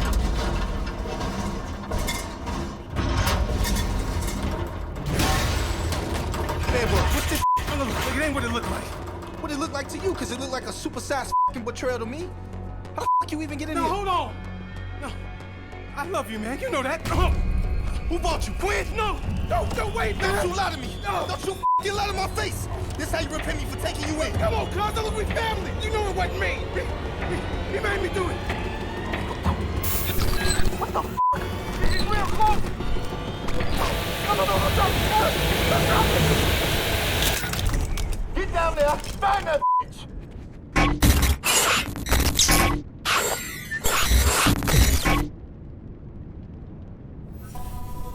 Nice job, Mr. Vigilante, you just got someone offed. Now that Aiden has managed to actually track the IP address Damien is giving him, he drives back to the bunker to decrypt the little information Bedbug managed to steal for him. Hey, this thing still work? Bedbug, you're alive. Oh, wait, never mind, he's alive. He's alive? You're probably thinking, how? I don't know, I can't answer that, I just don't know why Bedbug is alive. The game doesn't explain it, people on the internet don't know what happened. You'd think someone like Iraq, who would off someone just because they were a smartass, wouldn't really spare Bedbug, who essentially just betrayed him. So just don't think about it, just pretend he doesn't exist. Clara tells Aiden that the server they partially hacked has blackmail on every important figure in Chicago, and there's also a folder in the files named the Merlot job. But when Aiden drives back, she tells him she didn't get much data. But that's not the problem, because even if they did get everything, it's all encrypted, and our hacker masterminds can't get past the encryption. Luckily for us, however, there is one man in Chicago who absolutely can.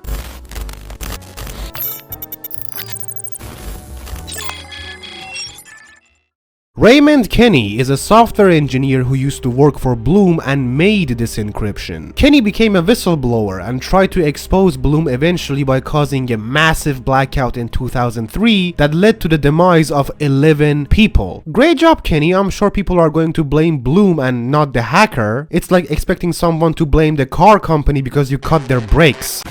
Kenny felt a little bad for offing people, so he just kinda vanished. And no one knows where he is, except us. We are going to find him. Aiden manages to track down the last known location of Raymond Kenny. Then he proceeds to absolutely annihilate anyone defending it and extract the data. Some people try to escape and warn Raymond with a f***ing fire truck for some reason, but just like the ones that came before them, they also had a little accident. Eventually, Aiden tracks down Raymond Kenny in a bar up in Pawnee District. So Aiden confronts Raymond and he panics and he beats the living shit out of Aiden and Aiden just kind of passes out. But then Aiden wakes up and Raymond is just like, oh cool, you're the vigilante, I f*** with you heavily, let's help each other out. So then we steal a van and shoot some people and people attack Raymond's base and then you shoot them and then You know, I gotta be honest with you. I only have another week and a half here, and I have completely checked out. Raymond's AI broke and he didn't do whatever he was supposed to do. I was just sitting there for half an hour waiting for something to happen. But the important part is that we eventually end up in the bunker. That's what you need to know. So as we know, the data Bedbug downloaded is not enough, and we need to go back to get the rest of it. Do you know what this means? It means everything we did with Bedbug was pointless, because Aiden is going back inside himself to get the data anyway. If you could go in and just shoot everyone and get the data yourself, why didn't you just do it in the first place? There he is, shoot him, Aiden. Crispin? No, wait. Pierce, right? This all you, Pierce? The auction? Shoot him, Aiden. Down on me? 'Cause I got a lot of shoot shit him. Stop right there. Shoot him. Shoot him. Just put a bullet in him. He's right there. It was you. You were the other hacker in the Merlot. Oh no, wait, don't shoot him. That's important. There he is, the other hacker on the Merlot job, and the one Damien and Aiden have been looking for this entire game.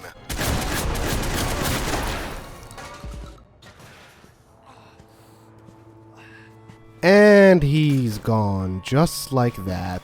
This is where the game should have ended. Aiden found the other hacker and the data Damien wanted, so all we have to do is just give the data to Damien and get Nikki in exchange. Someone stole our data.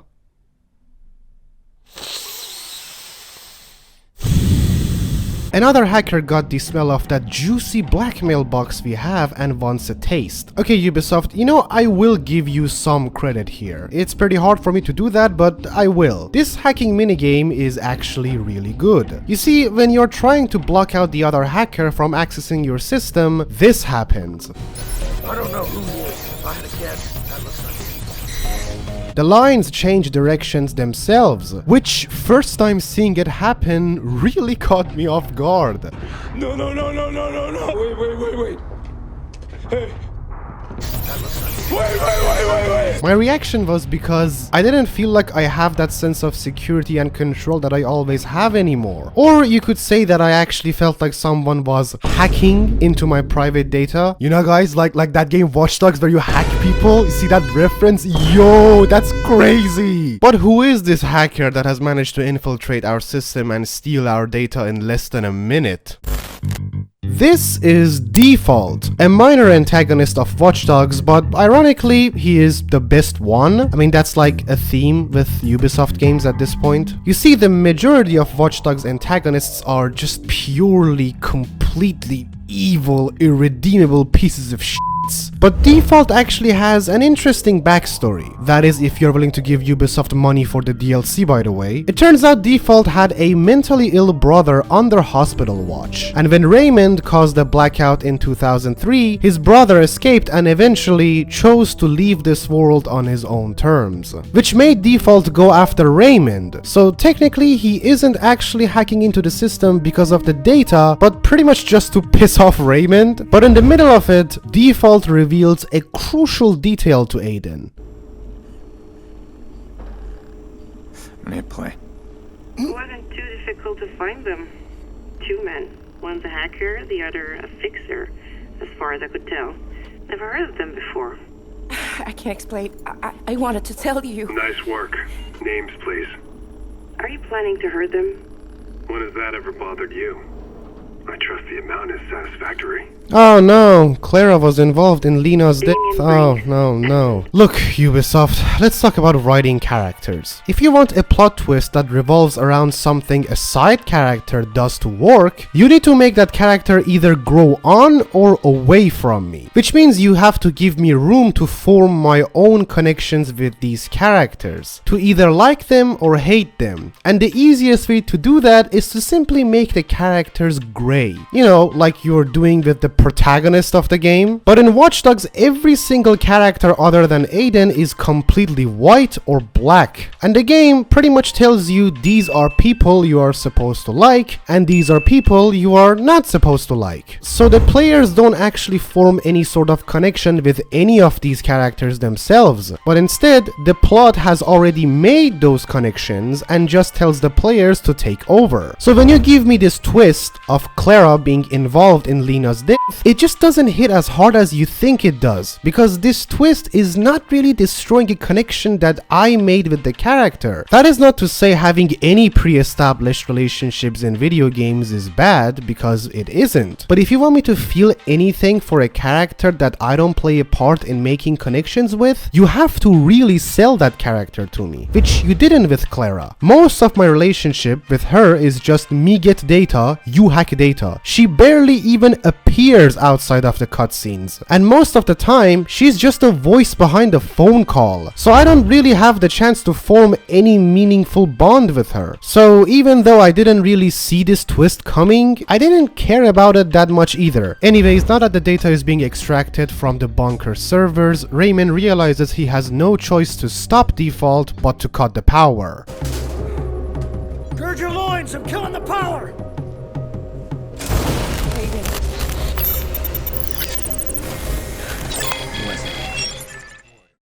Even though Aiden doesn't have access to the data Damien wanted, he still decides to meet him to give him some progress update, knowing that it's going to be a very awkward conversation. And he pretty much just tells Damien, yeah, I lost your data, I don't have it anymore, man. But Damien still lets Aiden talk to Nikki. Get my sister on the phone. We really are partners, Aiden. Like it or not. We need each other. Aiden? You okay? Are you alright? I'm scared. Please tell me that Jackson is safe. Yeah, he's okay. Look, Nikki, I know. Just please don't let them... Did you catch that background noise? I'm sure you didn't, because I missed it too, but listen closely. You okay? Are you alright? I'm scared. Please tell me that Jackson is safe. That random background audio is how Aiden eventually finds Nikki. The first few times I played Watch Dogs for this video, I completely missed this and couldn't figure out how Aiden actually tracked Nikki. Damien gets a little angry, then reveals Aiden's identity to the entire city so the cops can arrest him.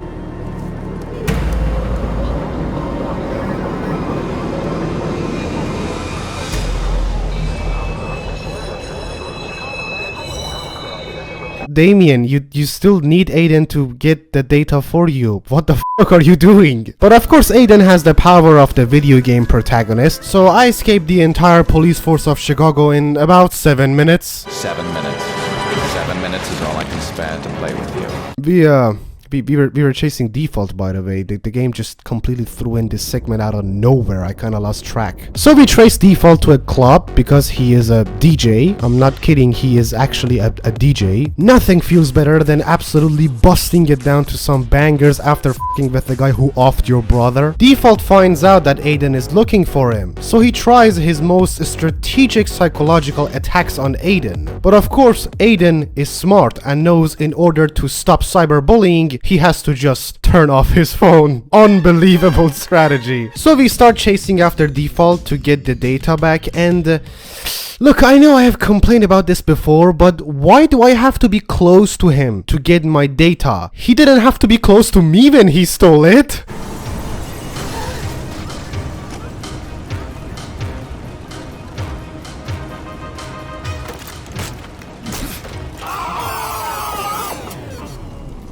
Please tell me we got it all. As far as I can tell, it's whatever your nutjob buddy might want. Moving on, Jordi calls Aiden and tells him that there's a contract on him that has more zeros than he has ever seen. He advises Aiden to leave Chicago, and Aiden does that. Okay, he doesn't actually do that. Shocking, I know. Then Raymond calls and he has cleared up that background noise we heard before. Nikki's call came from the same place as that little public address. Brent Ulster. So we found Nikki? I spent the past 20 hours of my life to get this data to exchange for Nikki, and I didn't even use it to get her back. So I find Nikki and I blow up a guy and I tell her to grab his gun, and then some guy shows up and Nikki shoots him out of panic and wait, hold on. Run that back for a second. It's the same guy. It's the same dude that we were talking about when we were mentioning the reused character models. Man, what a sad life this guy must have had, dude. Just imagine. He tried to get some honest work as a bodyguard, but things didn't work out. Then he got hired by some other dude to guard him, but Aiden took him out, so he lost his job again. Then he had to make do with gambling and eventually started a bar with his gambling money. But his bar must have also gone bankrupt because we smashed all of it up and he couldn't pay for all the damages. Then eventually he had to work for Damien to make ends meet, and he just got offed by Nikki. That's just a masterpiece storytelling of Ubisoft. It's so immersive that you don't even notice it going on in the background. So eventually I led Nikki out of that place without her ever using the gun she picked up at all. Actually, if she gets spotted, she just immediately gets offed. I'm not sure what the point of getting that gun even was. So Aiden takes Nikki and Jax out of the city and says his goodbyes for the last time. All I can say is I'm sorry.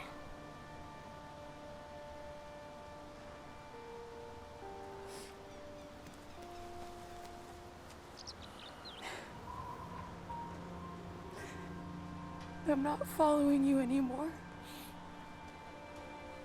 I know.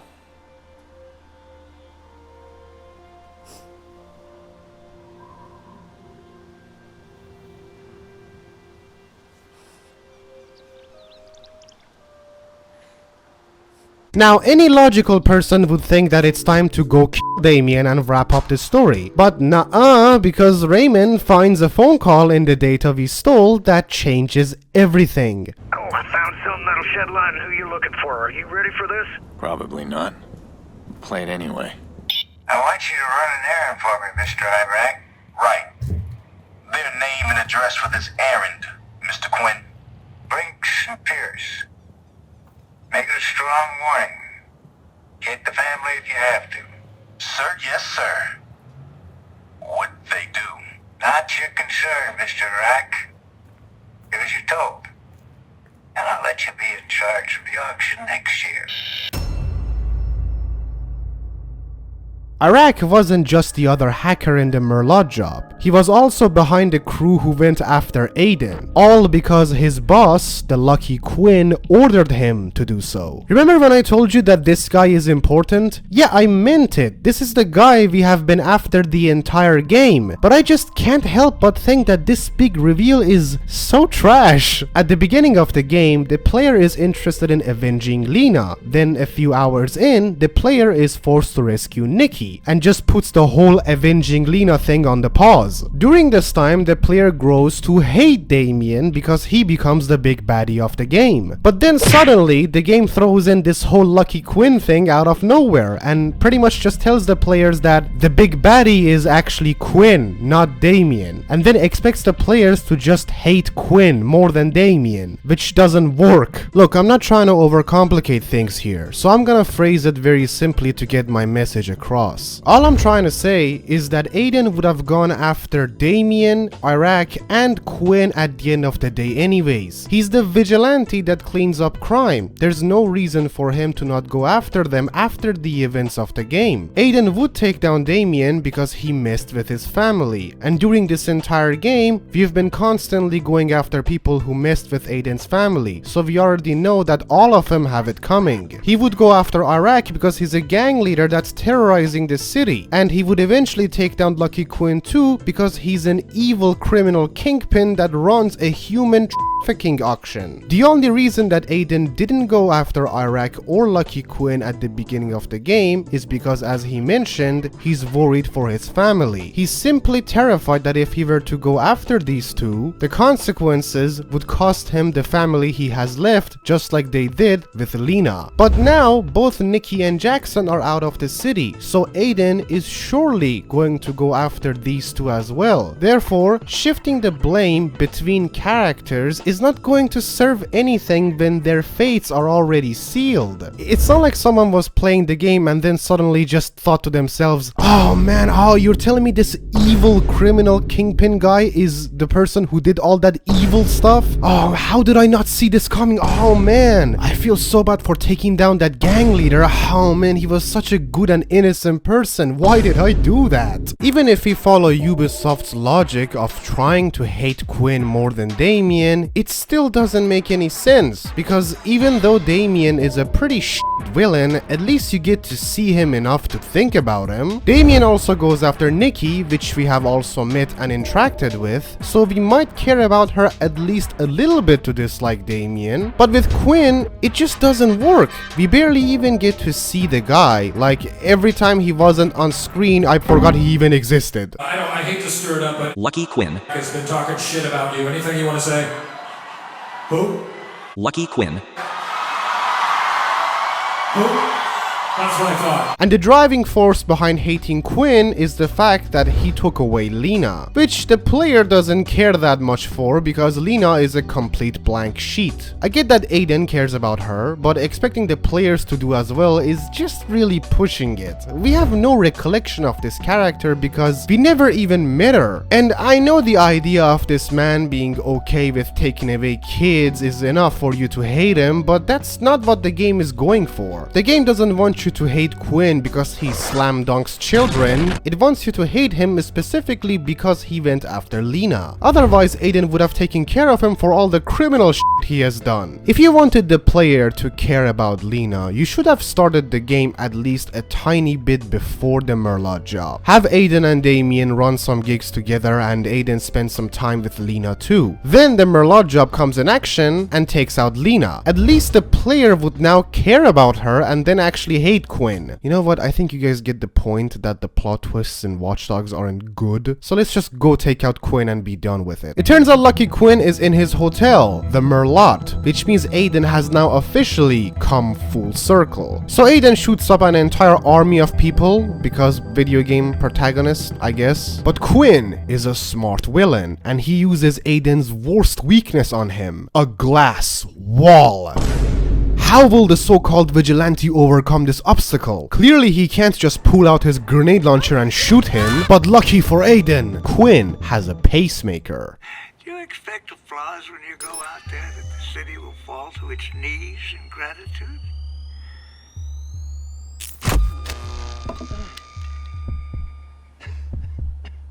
Everything all right?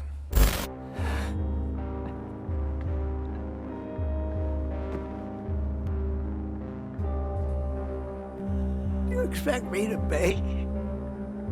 Lucky Quinn? On his knees.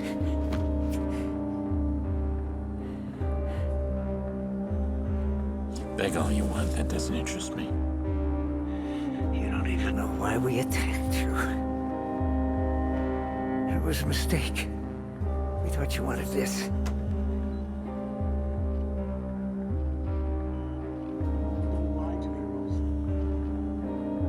You were just sloppy. If you'd walked away, I would have forgotten you. What a lovely woman Rose Washington. Wasn't for her dad, where would I be? Most women die without purpose.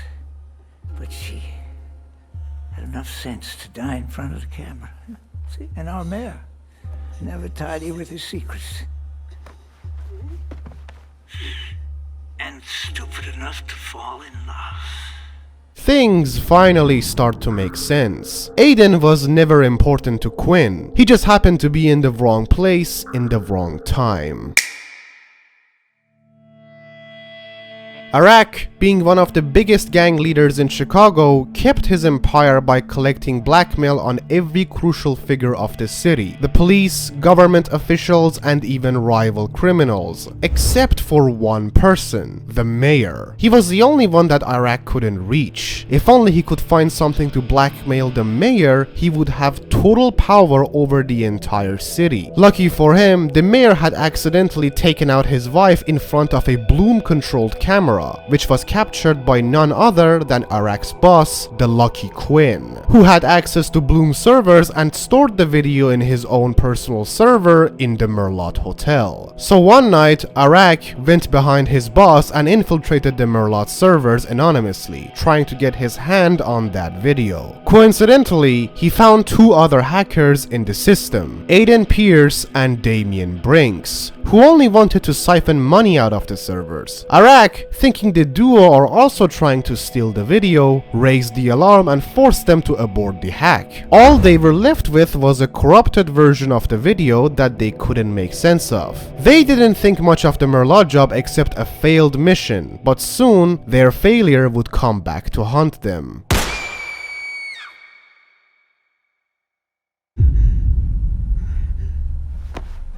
All of this.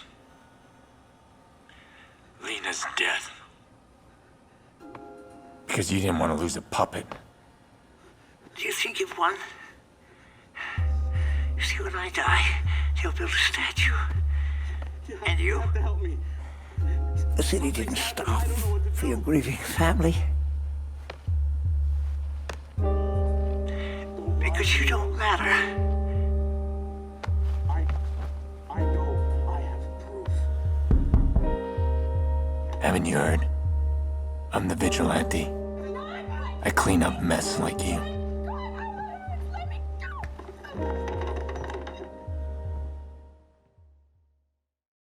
Aiden eventually gets to find Clara laying flowers on Lena's grave, trying to get some closure from being involved in her demise. But unfortunately, now that Damian knows Clara was involved in what happened to them, he has decided to stop playing nice. And Aiden doesn't get there in time.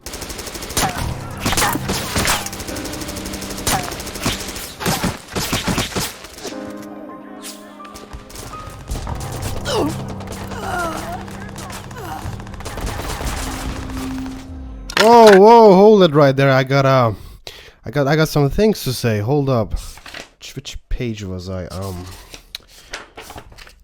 Oh yeah, I know I already talked about pointless plot points in Watch Dogs, but this is downright the most pointless character ending in the entire game. It contributes nothing to the story, and changes nothing. It would have been the same story even if Clara was alive. Did the writers just give up? Did they just forget what they wanted to do with her and just thought, oops, I guess she's gotta go? You guys made a whole sequel about DeadSick. I'm sure you could have squeezed her in there somehow. Whatever, rest in peace, Clara. You were a fan favorite, apparently. With Damian being the only supervillain left, it's time to go wrap up this unnecessarily stretched story. You got a speech, Damian? Anything you want to say? You know who I am now. That's it? That's all you got? Hey, fuck you. Look at you. You plowed over people to get to a mob boss. You think you're absolved because your cause is what? Noble? You played me. That's what this is about. I played you! Clara is as much your fault. So is your niece. That's why you sent your family away, right? They know what you are. You play a beautiful game, but sometimes you still lose. Blah, blah, blah. Jesus, you guys talk a lot. It turns out Jordi couldn't pass up the contract on Aiden's head.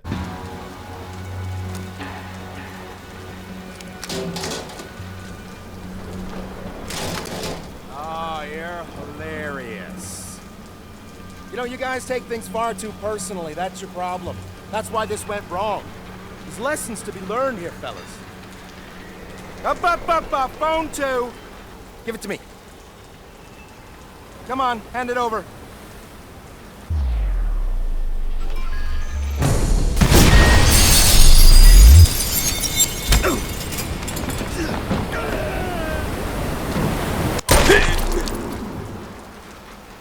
I don't know what Damien wanted in those final moments.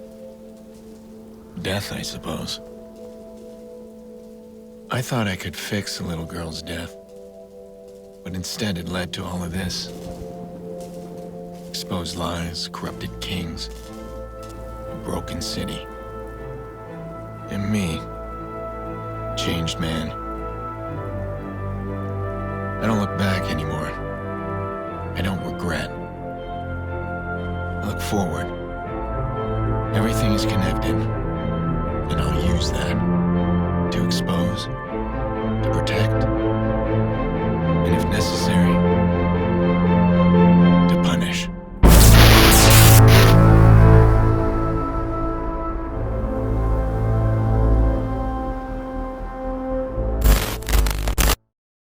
There's still one last loose end that we need to tie up.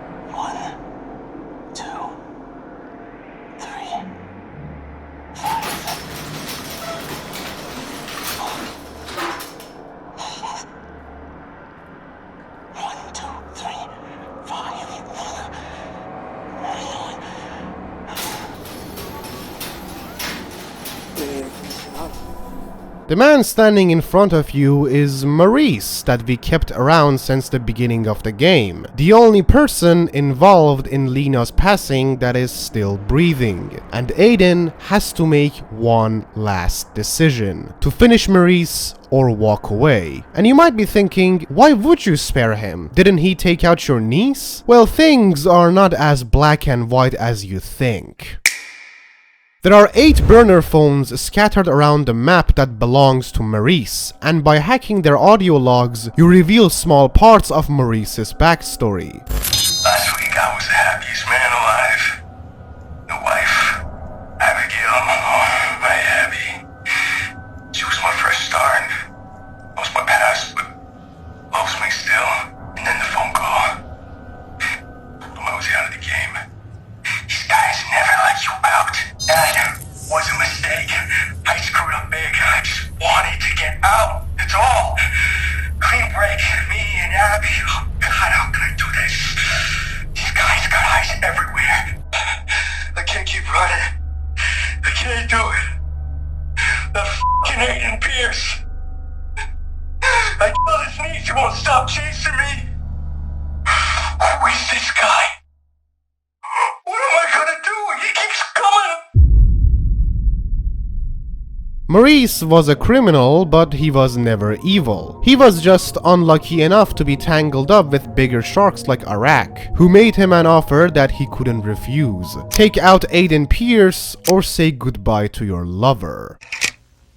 Watch Dogs, at its core, is the story of a man who believed himself to be untouchable, untraceable, undetectable, until his actions caught up with him. Deep down, Aiden believed he deserved a second chance at living peacefully, and the only way of getting it was by avenging Lena. Aiden believed so much in his cause that he failed to see it has turned him into a merciless outlaw who thinks of himself as the judge, jury, and the executioner. Aiden was so blinded by his thirst for revenge that he failed to see that his path has endangered whatever family he has left, the very same people he would do anything to protect. Before it all started, Aiden was a criminal, but there were still lines he wouldn't cross. The people he got tangled up with, they didn't mind crossing those lines. Aiden didn't know this, but Maurice did. I want you to think very carefully. Think. Look, man, even if I knew a name, you couldn't get me talking. These guys, I heard stories, man, that like nothing you ever seen before. You gotta walk away from this, man! Which is why he chose to obey Iraq instead of risking the life of his lover. So how different really is Aiden from Maurice? Maurice didn't want to take out Lena or Aiden. He did what he had to do to protect his lover, his family. Same as Aiden, who has taken out many people to protect his own family. So now that Aiden supposedly earned his second chance, is it time for Maurice to do too? Or is this world too dark and unforgiving to care about another man's problems? After all, Maurice chose himself over me, same as I did, and same as I always will. You're fucked! You get that? We're both fucked! Fucking shoot me!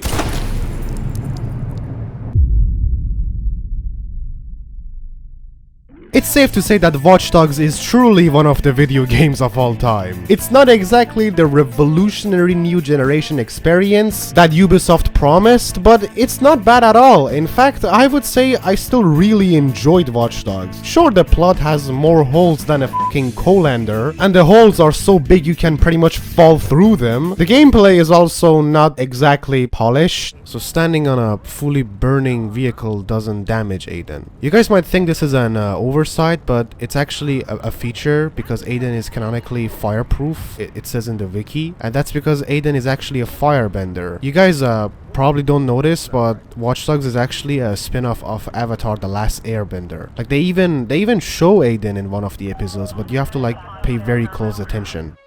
Uncle, I know you must have mixed feelings about seeing me, but I want you to know I am so sorry, Uncle. I am so sorry and ashamed of what I did. I don't know how I can ever make it up to you, But Watch Dogs, with all of its problems, is actually really good. Which makes me really sad, because when I look at Watch Dogs, only one thing comes to mind.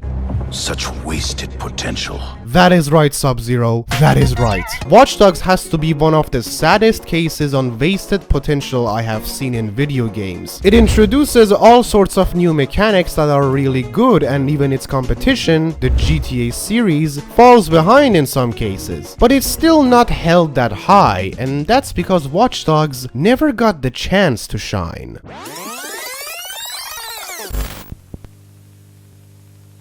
It's about that time, guys. We've had our fun with dancing and rabbits, but now it's time to get back to the core gamer goodness. And that means that it's time for Assassin's Creed. Yes. Yes. The year is 2013, and Ubisoft is holding the microphone at the E3, talking about the new upcoming Assassin's Creed and Splinter Cell sequels, and also introducing two new franchises, The Crew and The Division. But at the end, one name would steal the spotlight to itself. And now here with a few words about what's in store for the future of Ubisoft, please welcome to the stage Ubisoft co-founder and CEO, Yves Guillemot.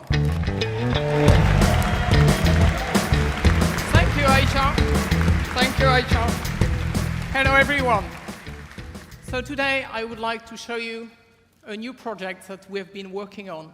And I think this new product is going to revolutionize the way players interact with each other.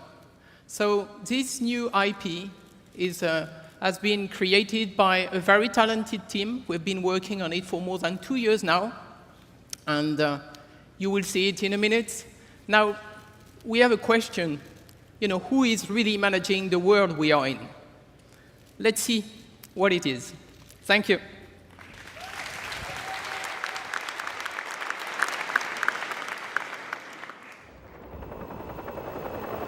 Squad, we're searching for the suspect now. Where's this guy hiding? Anyone seen him? T-Bone. I don't want to cramp your style, friend, but I picked up some chatter, and I think this kid's got fixers on me. Shit. Right, hold on, I'm being tracked. Once I lose him, I'll come for you. Yo, all right. Make it quick, baby.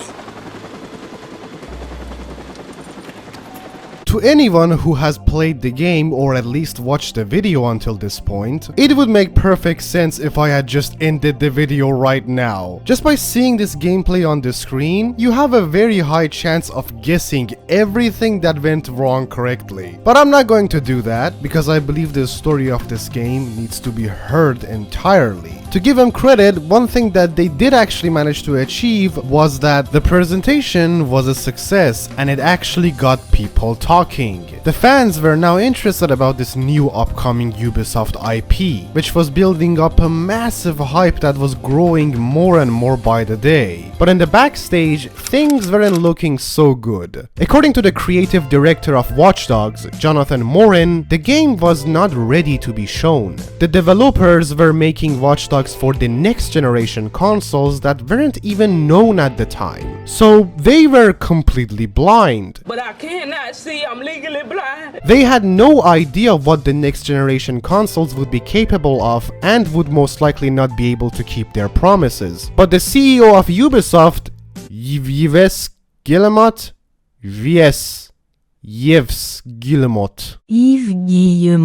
yeah, this guy insisted that they present the game, knowing very well that it will cause a lot of problems for them down the road, and it did. The final result was a game that didn't look, feel, or play like what was promised at the E3. It also didn't help that the hacking aspect of Watch Dogs, which was meant to be the concept that separates Watch Dogs from its competitors, wasn't the central pivot of the gameplay mechanics. In fact, you can very well play Watch Dogs without even using your hacking abilities most of the time, which would make the gameplay too basic for the players to feel any sort of pride for beating any of its challenges. Naturally, Watch Dogs received major community backlash. Many casual gamers would label it another GTA knockoff, and many dedicated fans would downright call it a scam. As the years have passed, however, Watch Dogs seem to have grown more on people, but unfortunately it doesn't seem like that this sudden shift of perspective towards the game was because people suddenly discovered that Watch Dogs was actually a hidden gem. But instead, it feels like it's because the two sequels that came after it didn't sit well with everyone. Watch Dogs 2 improved over every aspect of the original really good, except the story, and Watch Dogs Legion was just terrible in any way imaginable. So a portion of the community just gravitated back towards the original game because they didn't like either of the two. Just imagine how good Watch Dogs could have been if it actually took full advantage of its potential. You know what? A Watch Dogs remake. A Watch Dogs remake. That right there is my $1 million idea.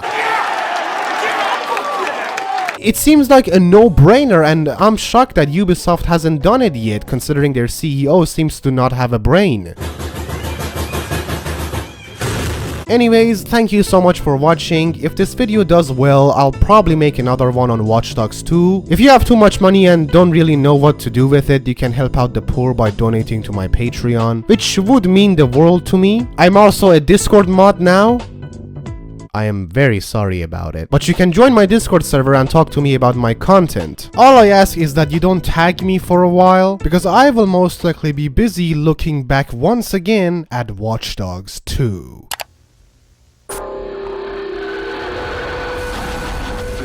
Has had enough. Our warnings have fallen on deaf ears. Our reputation has been attacked by weaklings such as Default. Heed our final warning. There will be a reckoning. We are vigilant against the Watchers. We are capable. We are unstoppable. We are at war.